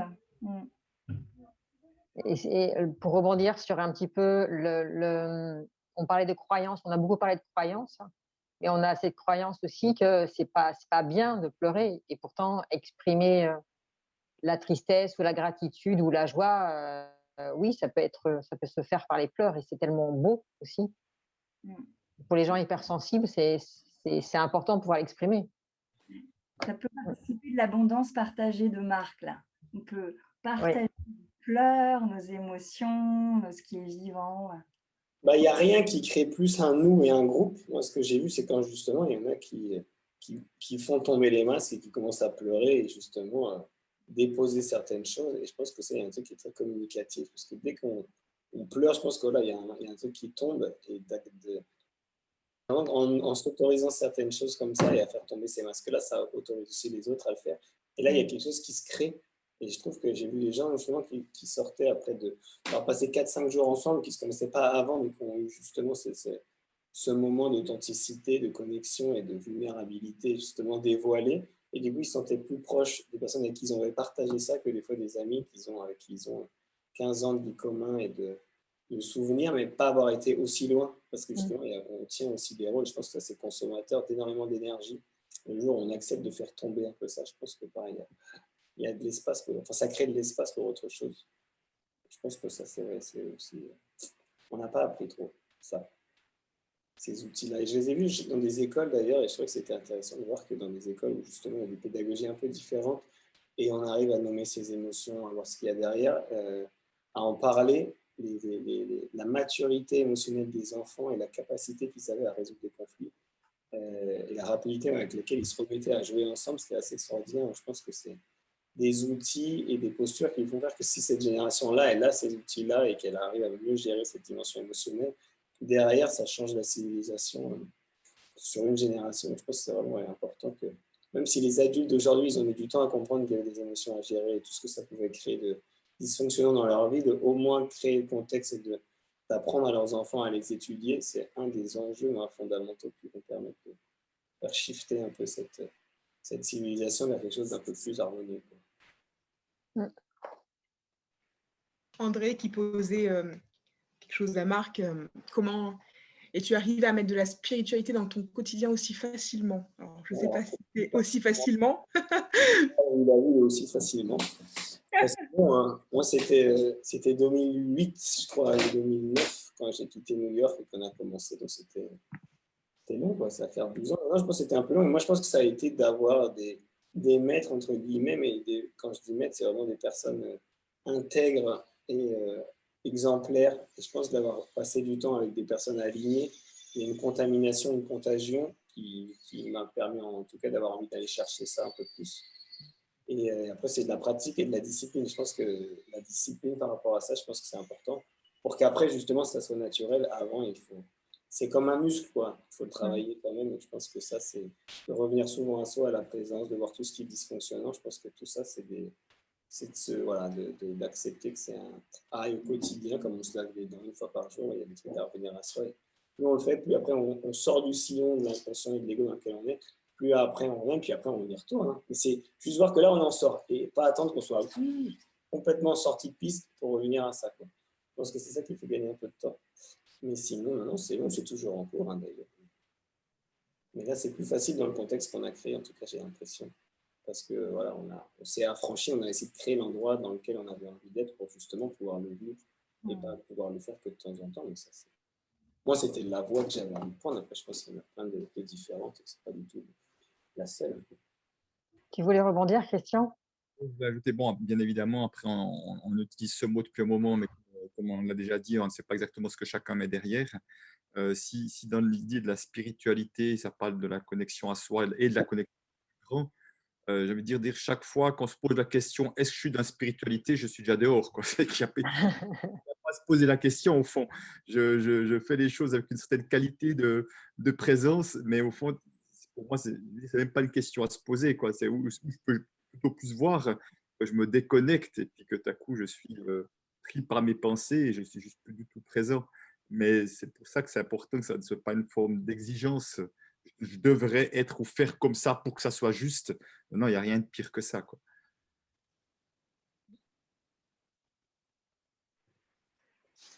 Solène aussi peut-être qui voulait réagir, je t'ai vu. Oui, c'était vivant. J'ai beaucoup évolué, un tout petit peu moins maintenant, mais toujours un peu dans des environnements où la spiritualité est très, très peu présente. Donc, je ressens fortement qu'il manque une dimension, qu'il y a quelque chose qui manque. Et il y a une question qui traite sur la magie là, de Valdi. La magie, c'est l'âme agit, en langage des oiseaux.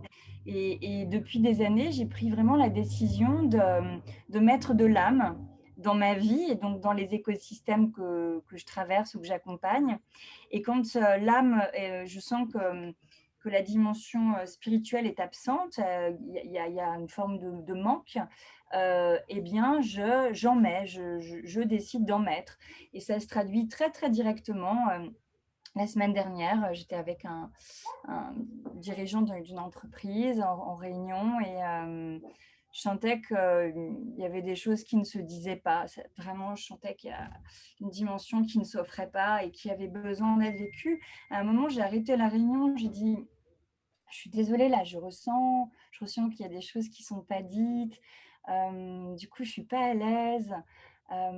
Est-ce que je peux comprendre ce qui se joue ?» Enfin, vraiment, j'ai arrêté le truc, on n'était que 3, mais j'ai dit « Là, je ne peux pas continuer comme ça, quoi. » Et du coup, ils ont partagé des choses, effectivement, qui faisaient un peu obstacle.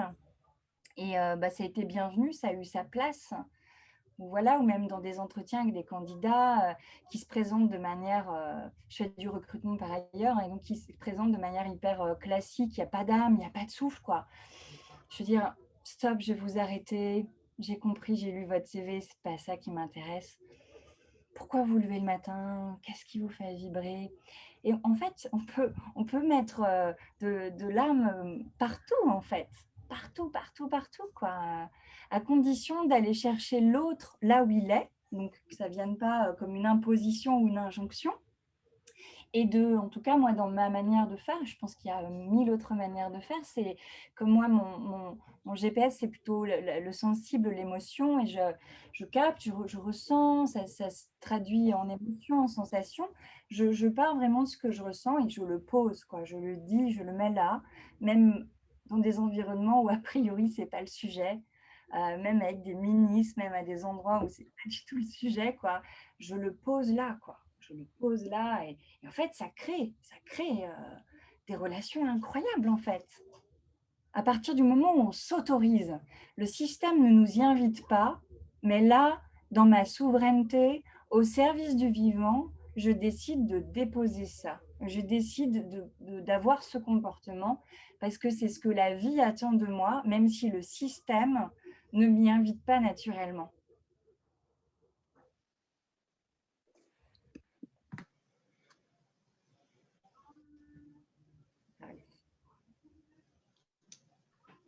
On a d'autres questions. Ah, ok. De Swazik, peut-être, quelle est la plus grande découverte sur vous que vous ayez fait sur votre chemin d'entrepreneur spirituel?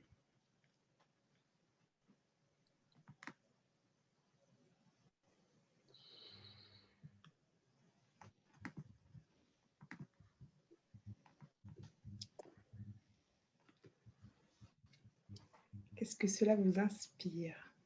Marc, Christian et Solène se concentrent. Marc, tu prendrais la parole, hein.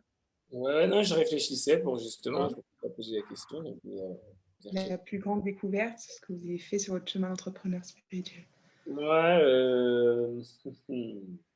moi, ça a vraiment été de voir qu'il y a ce qu'on peut entreprendre avec notre intention et notre cerveau et nos petits bras musclés, mais que c'est tellement petit et modeste par rapport à cette idée de justement quand on entreprend pour plus grand que soi et qu'on accepte de justement se laisser un peu dépasser par ce qu'on a imaginé, quelque chose des fois d'un peu plus grand, de voir en fait toute la créativité qui vient, toutes les synchronicités ou les soutiens qui viennent, et que ce soit pour distribuer le film comme on l'avait fait alors qu'on n'avait pas de distributeur, on avait vraiment on n'avait pas vraiment les moyens de le faire et on a juste réfléchi à des trucs entrepreneuriaux qui étaient juste de la stratégie ou des choses, mais en fait, à chaque fois, ça venait se charger avec quelque chose de beaucoup plus grand qu'on n'avait pas imaginé et ça nous a fait à chaque fois des super surprises. Donc, je pense que ça a été que certaines qualités qu'on pense avoir d'entrepreneurial, en fait, elles sont utiles, mais en fait, elles sont vraiment rien par rapport à justement cette idée de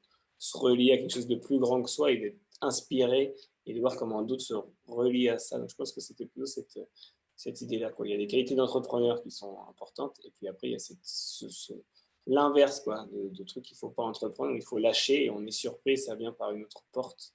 Donc, cette espèce de gestion de ce qui est logique de faire, rationnel et qui est cérébral, et l'autre partie. Et comment intégrer un peu les deux. Et quand on arrive à jongler avec les deux, là, on a des petites surprises, des miracles. Et ça, c'est super. Ça fait partie, je pense, des jolis cadeaux de la vie. De se rendre compte que voilà, on co-crée avec la nature, on co-crée avec les humains, et que voilà, ce qu'on a pu imaginer, c'est encore plus grand, en fait, ce qui peut se passer, du coup, encore plus jouissif quand ça arrive. Donc, je pense que ça doit être ça un truc que j'ai découvert. C'est pas moi tout seul, en tout cas, qui fait que ça arrive et que c'est fécond. Moi, de mon côté, ce que j'ai découvert, c'est le pouvoir d'exprimer mes visions intérieures. Ne pas garder pour moi mes visions, les partager sur LinkedIn, partager à l'aube quand je me réveille après une méditation très tôt, partager ce que je ressens, qui est le résultat de ma journée de la veille, le partager avec mon âme, avec mon cœur, en conscience, avec la prétention. J'allais dire sans prétention, c'est le contraire, avec de la prétention. Prétendre que notre petite voix, elle a à être exprimée aussi. Voilà. On n'a pas cherché à être parfait, on n'a pas à chercher quoi que ce soit. De là où je suis, j'ai des choses à dire et que je peux entrer en résonance avec le monde et que le monde me répond. Quand je parle à partir de mon être authentique, à partir de ma vibration à moi, le monde va me répondre. Et je trouve ça tellement puissant.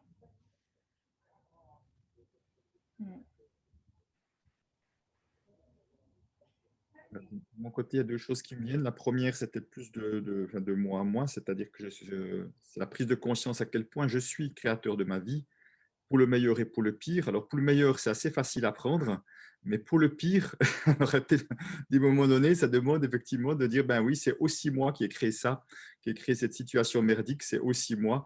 Ça serait tentant de dire je suis victime de. Non, non, non, je suis tout autant créateur de tout ça à travers mes pensées et les choix que j'ai faits. Ça, c'est la première chose. Puis la deuxième chose, c'est à quel point la vie est abondance.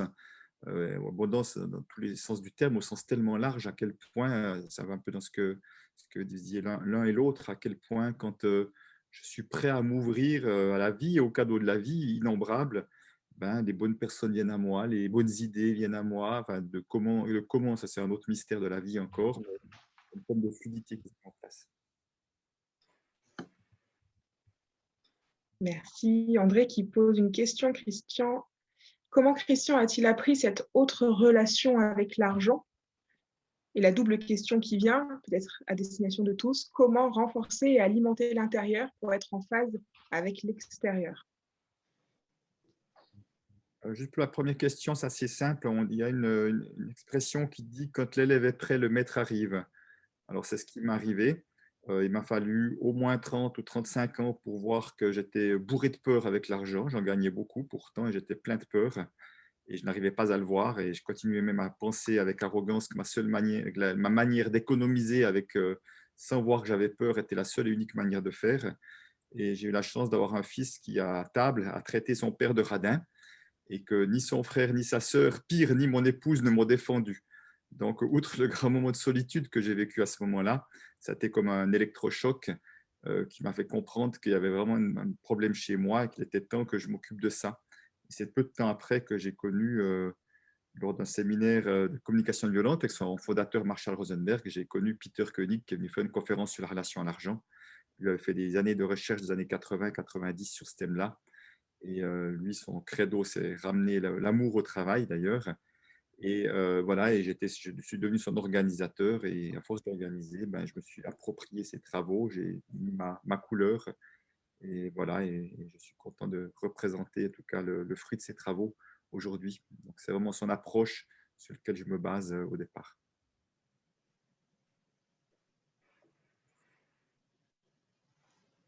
Et donc, comment renforcer et alimenter l'intérieur pour être en phase avec l'extérieur? Est-ce que vous avez des mots?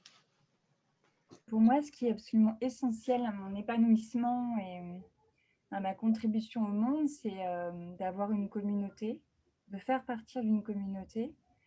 Je me sens soutenue par cette communauté.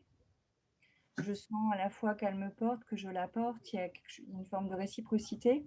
Et ça se traduit par des méditations tous les matins à 8 heures avec elle, avec cette communauté. Ça se traduit par énormément de temps de partage pour une abondance partagée. Voilà, donc c'est vraiment grâce aux autres que je vois. Ça me fait penser à Ubuntu, une sagesse d'Afrique du Sud. Je peux être qui je suis parce que toi, mon frère, ma sœur, tu es qui tu es. Donc voilà, c'est vraiment grâce aux autres avec qui je suis énormément en lien, en résonance, que je deviens moi, même si c'est pas toujours facile d'être confronté à l'autre. C'est pas que des moments faciles. Voilà. Merci.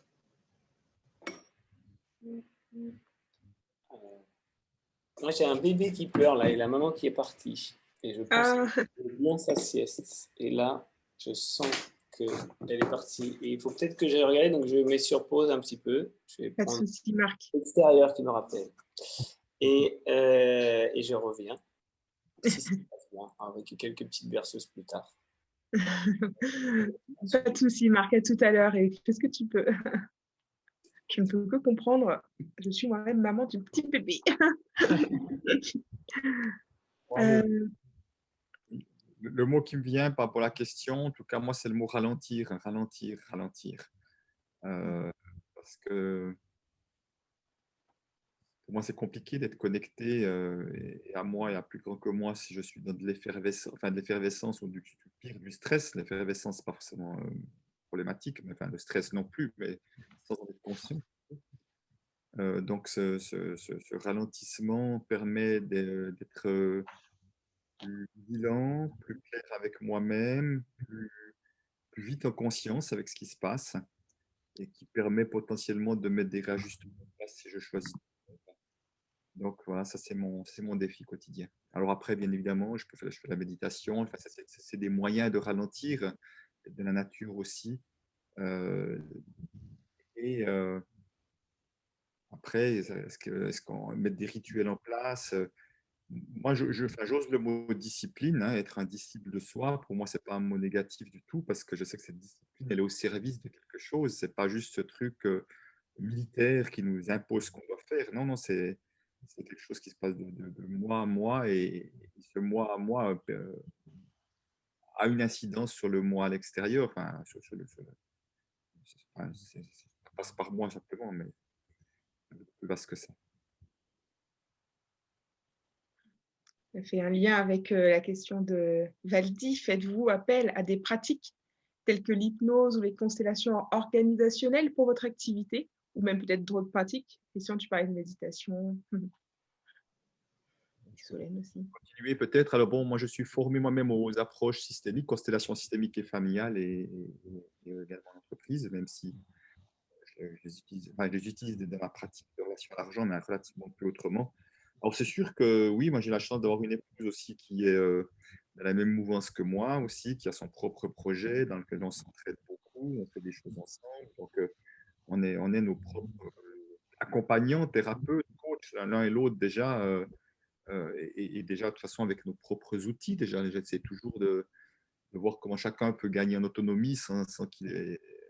Ça me paraît important qu'on puisse chacun être le plus autonome possible et avoir la capacité à mettre de la clarté en soi chaque fois que c'est possible. Et quand c'est trop compliqué, ben, aller chercher, chercher quelque chose à l'extérieur. Donc voilà, et bien évidemment, parfois que ça s'impose, en tout cas dans mes choix, que c'est à l'extérieur du couple que j'ai à trouver quelqu'un d'autre. Et je le ferai avec grand. Et là aussi, j'ai pu voir à quel point les bonnes personnes se sont présentées à moi. Chaque fois qu'il y avait quelque chose de nouveau qui se présentait, je sentais que c'est comme j'avais besoin d'une autre approche, de quelqu'un d'autre qui avait peut-être fait encore des pas supplémentaires que moi, qui allait pouvoir m'aider à faire mes propres pas.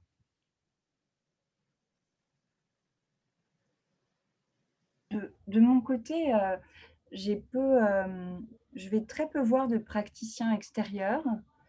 Je trouve ça très, très bien d'avoir accès à ces praticiens extérieurs, mais pour moi, c'est assez rare parce que j'ai la chance d'avoir autour de moi des cercles éclores avec des personnes de très, très grande qualité qui cheminent vraiment, qui sont très avancées.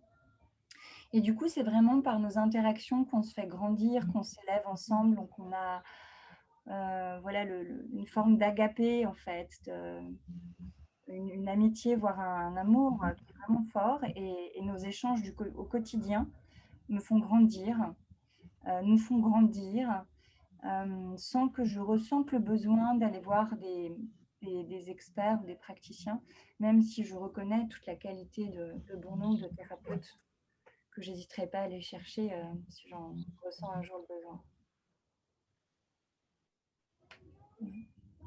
Soazic aussi qui pose une question. Quels conseils apporter à des créateurs de projets pour développer cette spiritualité et faire grandir leur projet?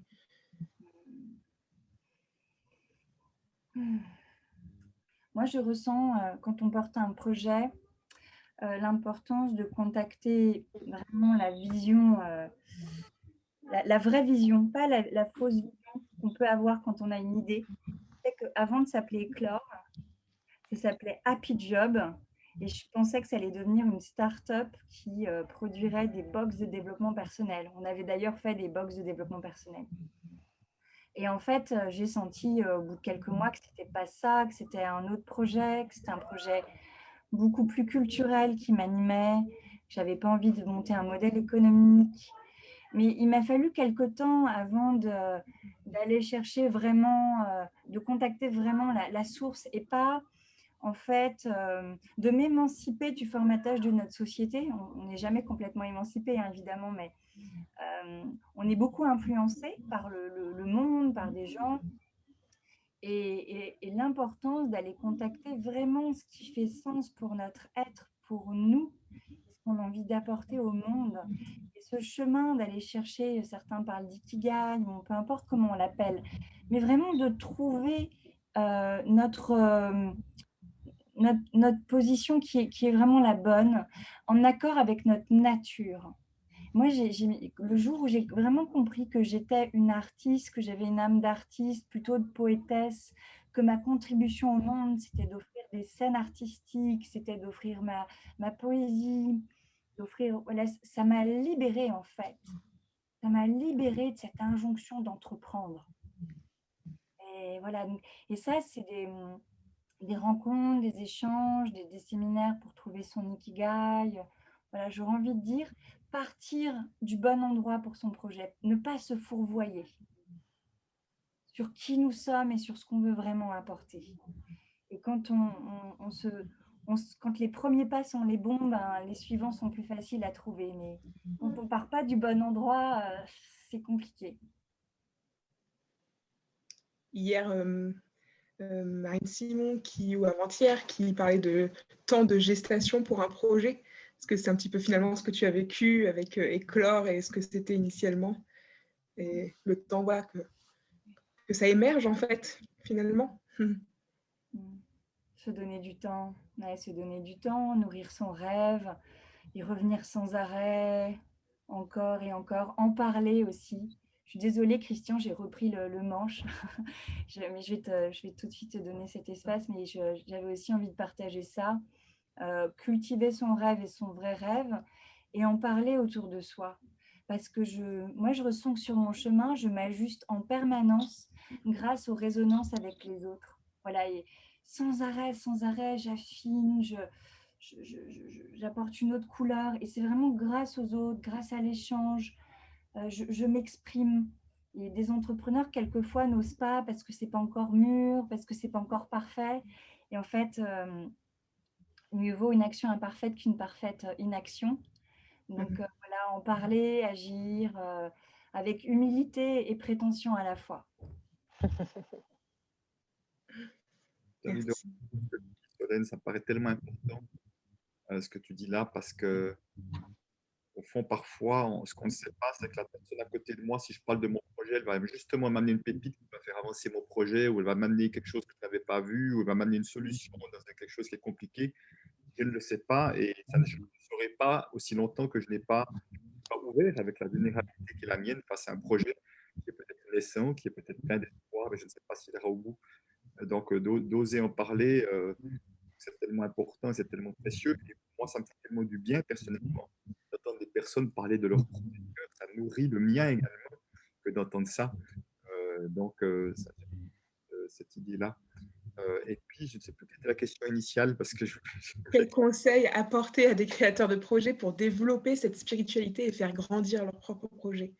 Alors, j'ai envie de dire, développer la spiritualité dans le projet, ça ne me parle pas en tant que tel que c'était exprimé comme ça. Par contre, je reviens aussi, il me semble, avec d'autres mots, mais c'est de revenir à qu'est-ce qui me met en joie de contribuer, qu'est-ce qui me met en joie d'offrir. Pour moi, c'est là que ça. Et aussi longtemps que je suis capable de revenir là, effectivement, comme tu le disais, Solène, d'avoir la conscience de là où ça part, parce que, enfin, moi, je me voyais parfois aussi sur différentes choses. C'est OK. Et puis peut-être juste un piège potentiel que je rencontre parfois justement dans des personnes dans le monde entre guillemets spirituel, c'est que dès que ça ne se passe pas comme je veux, du premier coup, des personnes qui vont dire ah ouais mais tu vois la vie me montre que c'est pas le bon projet, la vie me montre que c'est pas ça, puis on arrête tout quoi. Et là ça devient une sorte d'excuse parce qu'au fond, est-ce que la vie n'est pas en train de nous montrer qu'on a à se connecter à la foi, vraiment à cette foi et à cette énergie à trouver pour passer les obstacles, plutôt qu'au premier obstacle arrêté, qui peut peut-être juste parler d'une peur qu'on peut avoir et qui fait qu'on va abandonner puis recommencer un autre truc. Donc ça, c'est vraiment un piège que je rencontre souvent. Donc c'est important d'aller voir d'où partent les histoires qu'on se raconte. Merci Christian, j'ai envie d'illustrer ce que tu partages Dans ce qu'on crée dans Éclore, ça vient souvent de méditation, de temps de méditation. Donc, soit c'était mes temps à moi au départ et maintenant des temps collectifs. Et il y a beaucoup de projets qui émanent le matin lors de méditation tôt, où là, c'est comme si on ressentait que ça venait du bon endroit, de la bonne source. Et de la même manière, quelquefois, moi, je ne sais pas, quelle décision prendre, ou voilà, je sens qu'on est dans des bifurcations. Et du coup, le soir, avant de dormir, je vais poser la question à mon âme, dire voilà, qu'est-ce que je dois faire là? Qu'est-ce que tu me conseilles? Et je m'en remets à elle, je m'en remets à la nuit. Et le petit matin, j'écoute ce qui est présent. Et j'ai beaucoup de réponses comme ça. Il y a sûrement d'autres pratiques, mais en tout cas, ça, c'est vraiment les miennes. C'est écouter ma petite voix, me laisser guider par cette petite voix. Et quand il y a vraiment des projets qui viennent comme ça, je pense au dernier gros projet d'Éclore, c'était le Zénith de Paris le 8 mars de l'année passée. Vraiment, le projet est venu dans des méditations et on a eu plein d'obstacles. D'abord, il y a eu le Covid. Donc, il y a eu le Covid. Donc, une semaine avant l'événement, on ne savait pas si on le maintenait. C'était très compliqué. On a été le dernier événement du Zénith. Et on l'a maintenu parce qu'on sentait que c'était juste de rassembler 100 femmes sur scène. Ça change d'une scène sans femmes. Et finalement, juste avant l'année difficile qu'on a eue, on a peut-être perdu de l'argent, mais je sais aujourd'hui que c'était juste d'aller au bout du projet. Voilà. Donc, écouter sa petite voix et faire confiance en celle-là et en son guide. Écoutez sa petite voix, Philippe nous dit, y a-t-il un lien avec la prière et la spiritualité, entre la prière et la spiritualité? Je serais bien incapable de répondre à cette question parce que je ne crois pas qu'il y ait une réponse à cette question. Chacun va définir de quel endroit part la prière, qu'est-ce qu'il y a derrière la prière, est-ce que c'est une prière qui est détachée, c'est une prière parce qu'on veut quelque chose, il y a quelque chose derrière. Pour moi, je ressens que la prière, c'est une méditation avec une intention. Donc, quand je prie, je vais mettre en disponibilité, je vais mettre mon être en disponibilité, comme dans une méditation. Et je vais y mettre une intention en plus.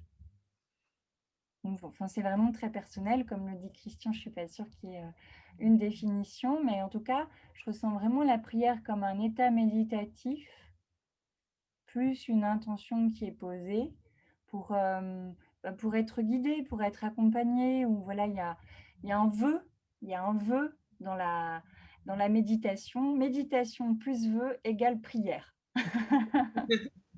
Et d'ailleurs, un petit truc assez sympa dans la syllabe vœu, donc le OE, c'est une syllabe magique du langage des oiseaux. Le O accolé au E, c'est le OE lié. On retrouve ça dans fœtus, dans vœu, dans œuf, dans œuvre, dans des mots magiques. Des mots magiques qui portent en eux deux niveaux logiques différents, visible, invisible. L'œuf, il y a du caché, il y a du visible à venir. Vous voyez, le fœtus, c'est pareil. Et donc, dans ces mots, il y a vraiment de la magie à l'œuvre, comme dans le vœu. Et dans le vœu, dans la prière, et là, c'est là où j'en suis aujourd'hui, je ressens que la prière, c'est un état méditatif et on va y rajouter une petite pointe d'ego. Mais juste la partie belle de l'ego, c'est, voilà, je médite, je suis dans l'accueil inconditionnel de la vie et hop, je mets un petit vœu. Tiens, j'aimerais qu'on trouve une solution à telle problématique. Et donc, il y a à la fois le niveau logique de la spiritualité, de l'être inconditionnel qui vibre, qui est dans l'amour initial, et en même temps le monde des humains, le plan de l'existence où les égos se donnent à voir. Et dans cette frontière entre les deux logiques, de la spiritualité et de la matière, on peut faire un vœu, un vœu qui crée. Et pour poser ce que demandait Florence, j'aimerais inclure tout seulement quelques minutes d'ancrage, de méditation, au début de formation que je vais prochainement animer dans mon entreprise. Comment conseilleriez-vous d'aborder cela dans une entreprise qui n'a pas du tout cette culture à ce jour? Peut-être Solène, ça tu peux en parler? Oui, je vais bien démarrer, et puis Christian a sûrement des suggestions aussi. Je vais vous raconter ce qui s'est passé vendredi. Vendredi, j'ai senti que quand je suis arrivée dans les locaux, donc un siège social, grand groupe du CAC 40, il y avait quasiment que des hommes en costume bleu marine et chemise blanche, dans une boîte qui est vraiment axée sur la performance. Et je me suis dit, OK, là, je ressens un manque d'émotion. J'ai l'impression d'être sur un plateau BFM, vous voyez, tout était millimétré, tchac, tchac, tchac. Et j'avais une demi-heure pour faire une présentation. Et je lui dis, non, là, le besoin, c'est de les faire méditer. J'ai senti qu'il y avait besoin d'un vrai temps de pause, etc. Mais j'ai aussi senti que ça n'allait pas être forcément bienvenu. Alors, du coup, je suis allée chercher le jeu. J'ai commencé en disant, je suis contente, j'ai les bons codes. Moi aussi, je suis en blanc et bleu marine. Enfin, c'était un bleu, mais c'était pas un costume, c'était plus féminin, mais j'avais les mêmes couleurs. Donc, j'ai introduit le truc comme ça. Et je leur ai dit, voilà, je vais vous partager quelque chose, mais alors vous allez voir, c'est complètement barré. Ce que je vais vous dire et ce que je vais vous faire faire, c'est complètement barré. Je vais vous demander, les Anglais disent suspension of disbelief. Suspension of disbelief, ça veut dire la suspension volontaire de l'incrédulité. Incrédulité, c'est ça. C'est, s'il vous plaît, écoutez-moi avec votre cœur, comme si vous étiez enfant et que votre mère vous racontait une histoire. Vous allez avoir plein de jugements, c'est normal, mais juste pendant 30 minutes, écoutez-moi. Et du coup, je suis partie, j'ai raconté une histoire, je les ai fait méditer, j'ai complètement hacké ce pourquoi j'étais là-bas. Et en fait, le fait que je prévienne, que je dise, voilà, j'ai prévenu en prenant leur code, quoi. J'étais en mode un peu warrior. Je vais vous raconter un truc, les gars, mais là, vous allez voir, ça va bousculer. Bon, faites-moi confiance, lâchez prise, asseyez-vous, respirez. Voilà. Donc, c'est ça que j'ai envie de partager. C'est le fait d'annoncer la couleur avec le langage de l'autre. C'est ça qui est important. Avec le langage de l'autre. On met en scène, et une fois que tout le monde est d'accord, c'est du théâtre, on met en scène, et on peut jouer. Voilà, Solène a plus d'expérience que moi dans les entreprises. Et moi, j'ai envie d'ajouter parce que j'ai travaillé longtemps dans la banque et puis j'ai vu que je peux aussi amener ma touche, ma couleur alors que j'y étais collaborateur. Au fond, c'est de ne pas avoir peur de commencer par des petites choses. Et qui peut être juste, ne serait-ce que de prendre 3 ou 5 grandes respirations de temps en temps, enfin, d'amener toute une série de petites choses toutes simples qui ne paraissent pas si bizarres que ça dans un premier temps et qui, les personnes en général vont assez vite se rendre compte que ça fait quand même du bien tout ça. Donc je crois que moi en tout cas je partirais, je crois un peu partout, on peut commencer avec des petites choses. Vouloir forcer le mouvement, mais j'aime bien la manière dont elle amenait Solène effectivement de partager ça. Vouloir forcer le mouvement pour créer de la résistance. Donc c'est plutôt les gens expérimentent que ça leur fait du bien, ils seront plus ouverts.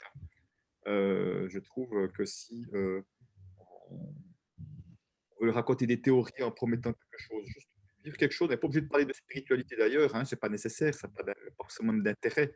Juste faire des exercices un peu de calme et tranquille.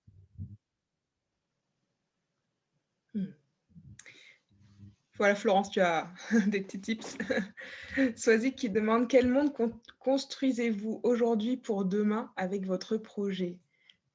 Et Marc revient sur une belle question. Quel monde construisez-vous aujourd'hui pour demain avec votre projet? Est-ce que quelqu'un veut répondre? Marc est revenu, peut-être qu'il a envie de démarrer. Alors, quel monde on crée avec notre projet? Moi, je pense que c'est celui justement d'une forme de fraternité avec, entre humains et non-humains. Je pense que c'est vraiment cette idée-là.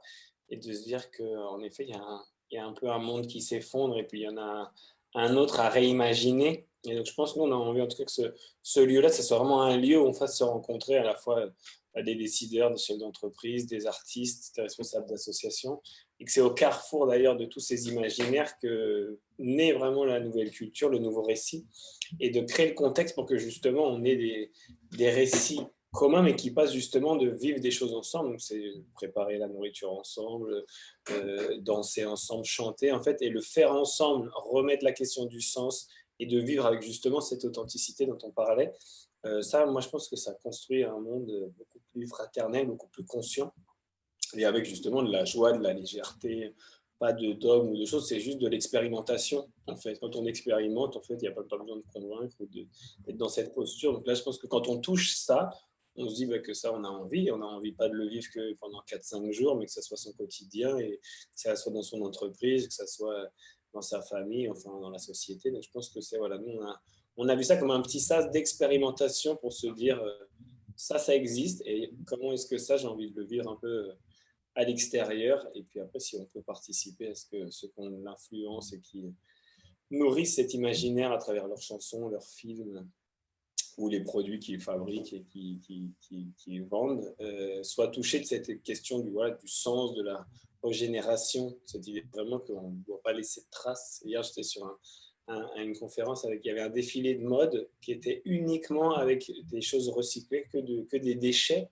et il y avait une beauté qui a été faite avec juste que des déchets. C'était des enveloppes, c'était vraiment des trucs au départ, j'ai vu que c'était une blague en fait, de dire que ça pouvait, ce que ça allait donner, et j'ai vu une beauté, et je pense que pareil, ça m'a connecté à cette idée que si on prend toutes ces contraintes comme des choses qui font partie d'un produit ou d'un projet, qu'en fait on ne laisse pas de déchets, et là pareil, je pense que ça construit autre chose, donc de revoir une économie en cycle et un monde en cycle où justement on transmute même le côté un peu déchet, que ce soit intérieur ou au sens, enfin au propre comme au figuré. D'expérimenter ça, je pense, voilà, ça crée un mindset qui change, et puis après on part, et puis voilà, on crée autre chose d'un état de conscience et d'une prise de conscience. Et une fois qu'on a ce filtre-là, qu'on a ces lunettes-là, je pense qu'après ça ne nous quitte plus. Donc voilà, essayer de faire expérimenter et que les gens touchent ça un peu du doigt et aient envie d'en faire pas juste une parenthèse, mais quelque chose de permanent.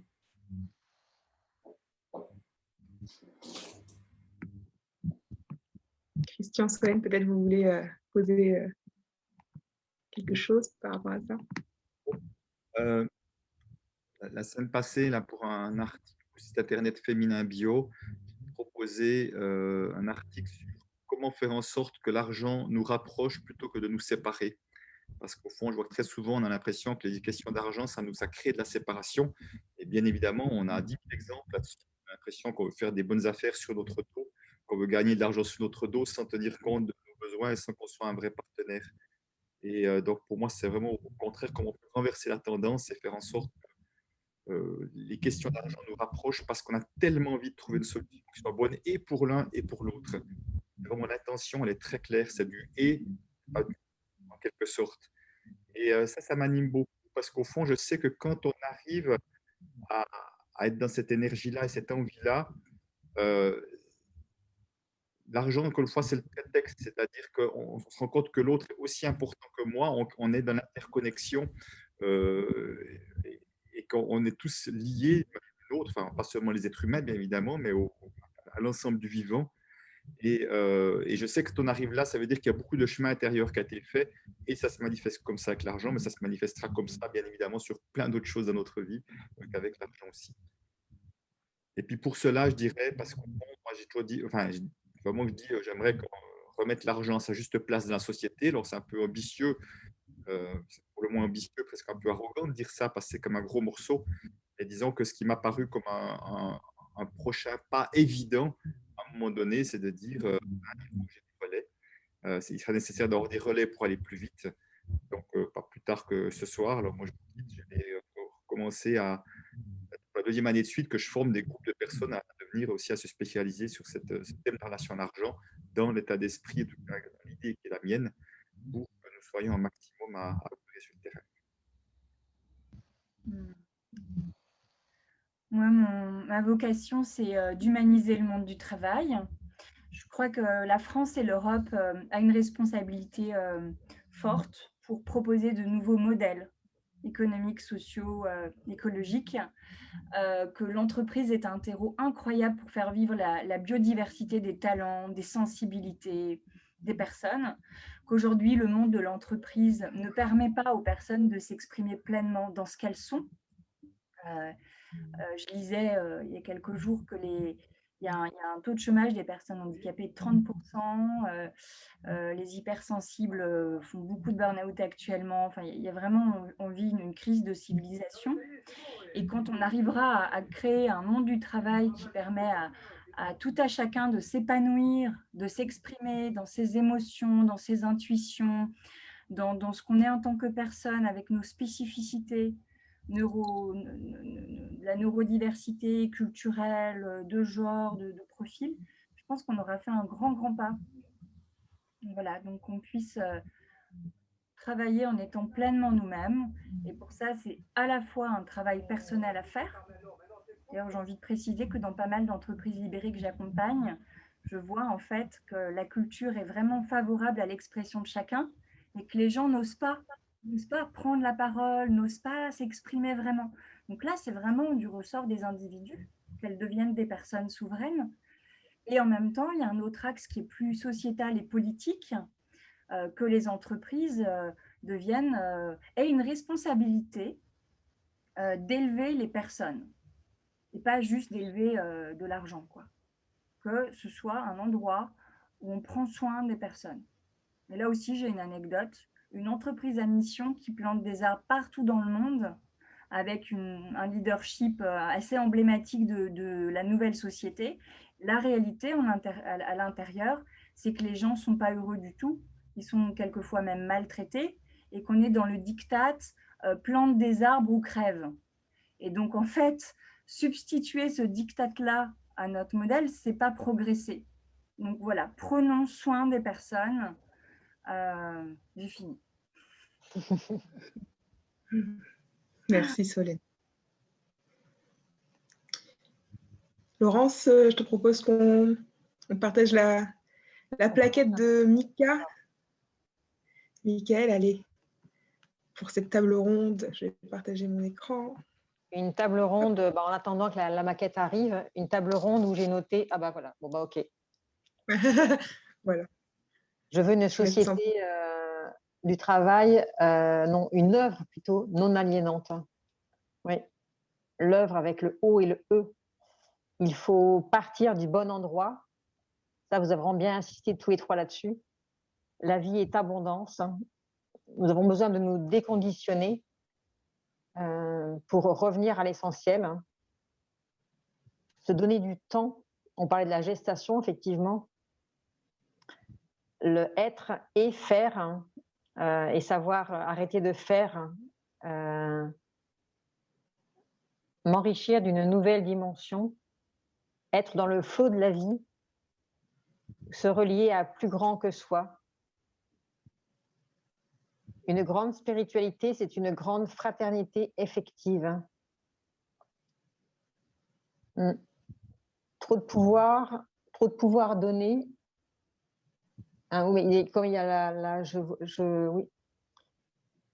Trop de pouvoir donné, ce n'est que du... Ah oui, l'argent aussi, c'est ce que disait Christian au tout début. Vous donnez trop de pouvoir à l'argent et que ça, en gros, ça n'est que du papier ou des clics sur Internet. Donc, on a tout un système à réinventer. Soyons au chevet du vivant. Être bien dans la matière, ici et maintenant. Ah oui, quand l'élève est prêt, le maître apparaît.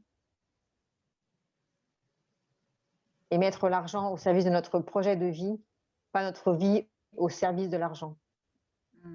Merci Mickaël, parce que encore une fois, et donc là c'est la dernière maquette de Mickaël, encore une fois, je trouve qu'il a parfaitement synthétisé en direct la très belle table ronde qu'on vient de vivre. D'ailleurs, j'ai peut-être Christelle qui a levé la main, peut-être pour un dernier petit mot, peut-être qu'elle veut parler. Christelle, si tu nous entends et que c'était ce que tu voulais, je te laisse prendre la parole. C'était pas ça, c'était peut-être une erreur de la part de Christelle. Alors, je te laisse conclure, Laurence. Alors, pour conclure, un grand merci à nos trois intervenants. Je vais redire ce que j'ai dit tout à l'heure, mais c'était franchement riche d'enseignements, riche dans tous les sens, dans tous les sens du terme. Hein. Et Pas financièrement. Hein. Financièrement, ça peut, quelque part, c'est riche d'enseignements et peut-être que finalement, on va investir en nous en investissant dans peut-être d'autres choses, tu vois, une formation ou quelque chose. Et donc, ça peut être riche financièrement parce qu'on on a eu des prises de conscience et on va mieux se former. Comme je disais tout à l'heure, Marc, il a appris des choses, il s'est formé à certaines choses.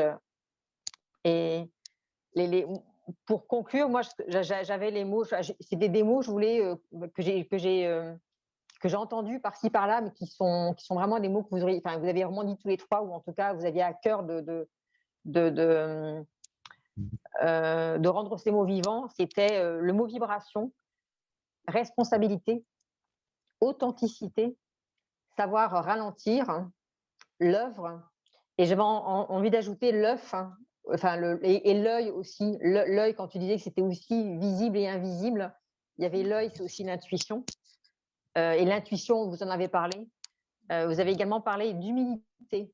Et j'ai beaucoup aimé quand tu disais, Solène, humilité, mais aussi et prétention, je prétends, et donc j'affirme. Ce qui a vraiment été aussi très, très fort, c'était la notion du collectif. C'est tout seul, on peut aller loin, et ensemble, on va encore plus loin. Donc, merci à tous les trois.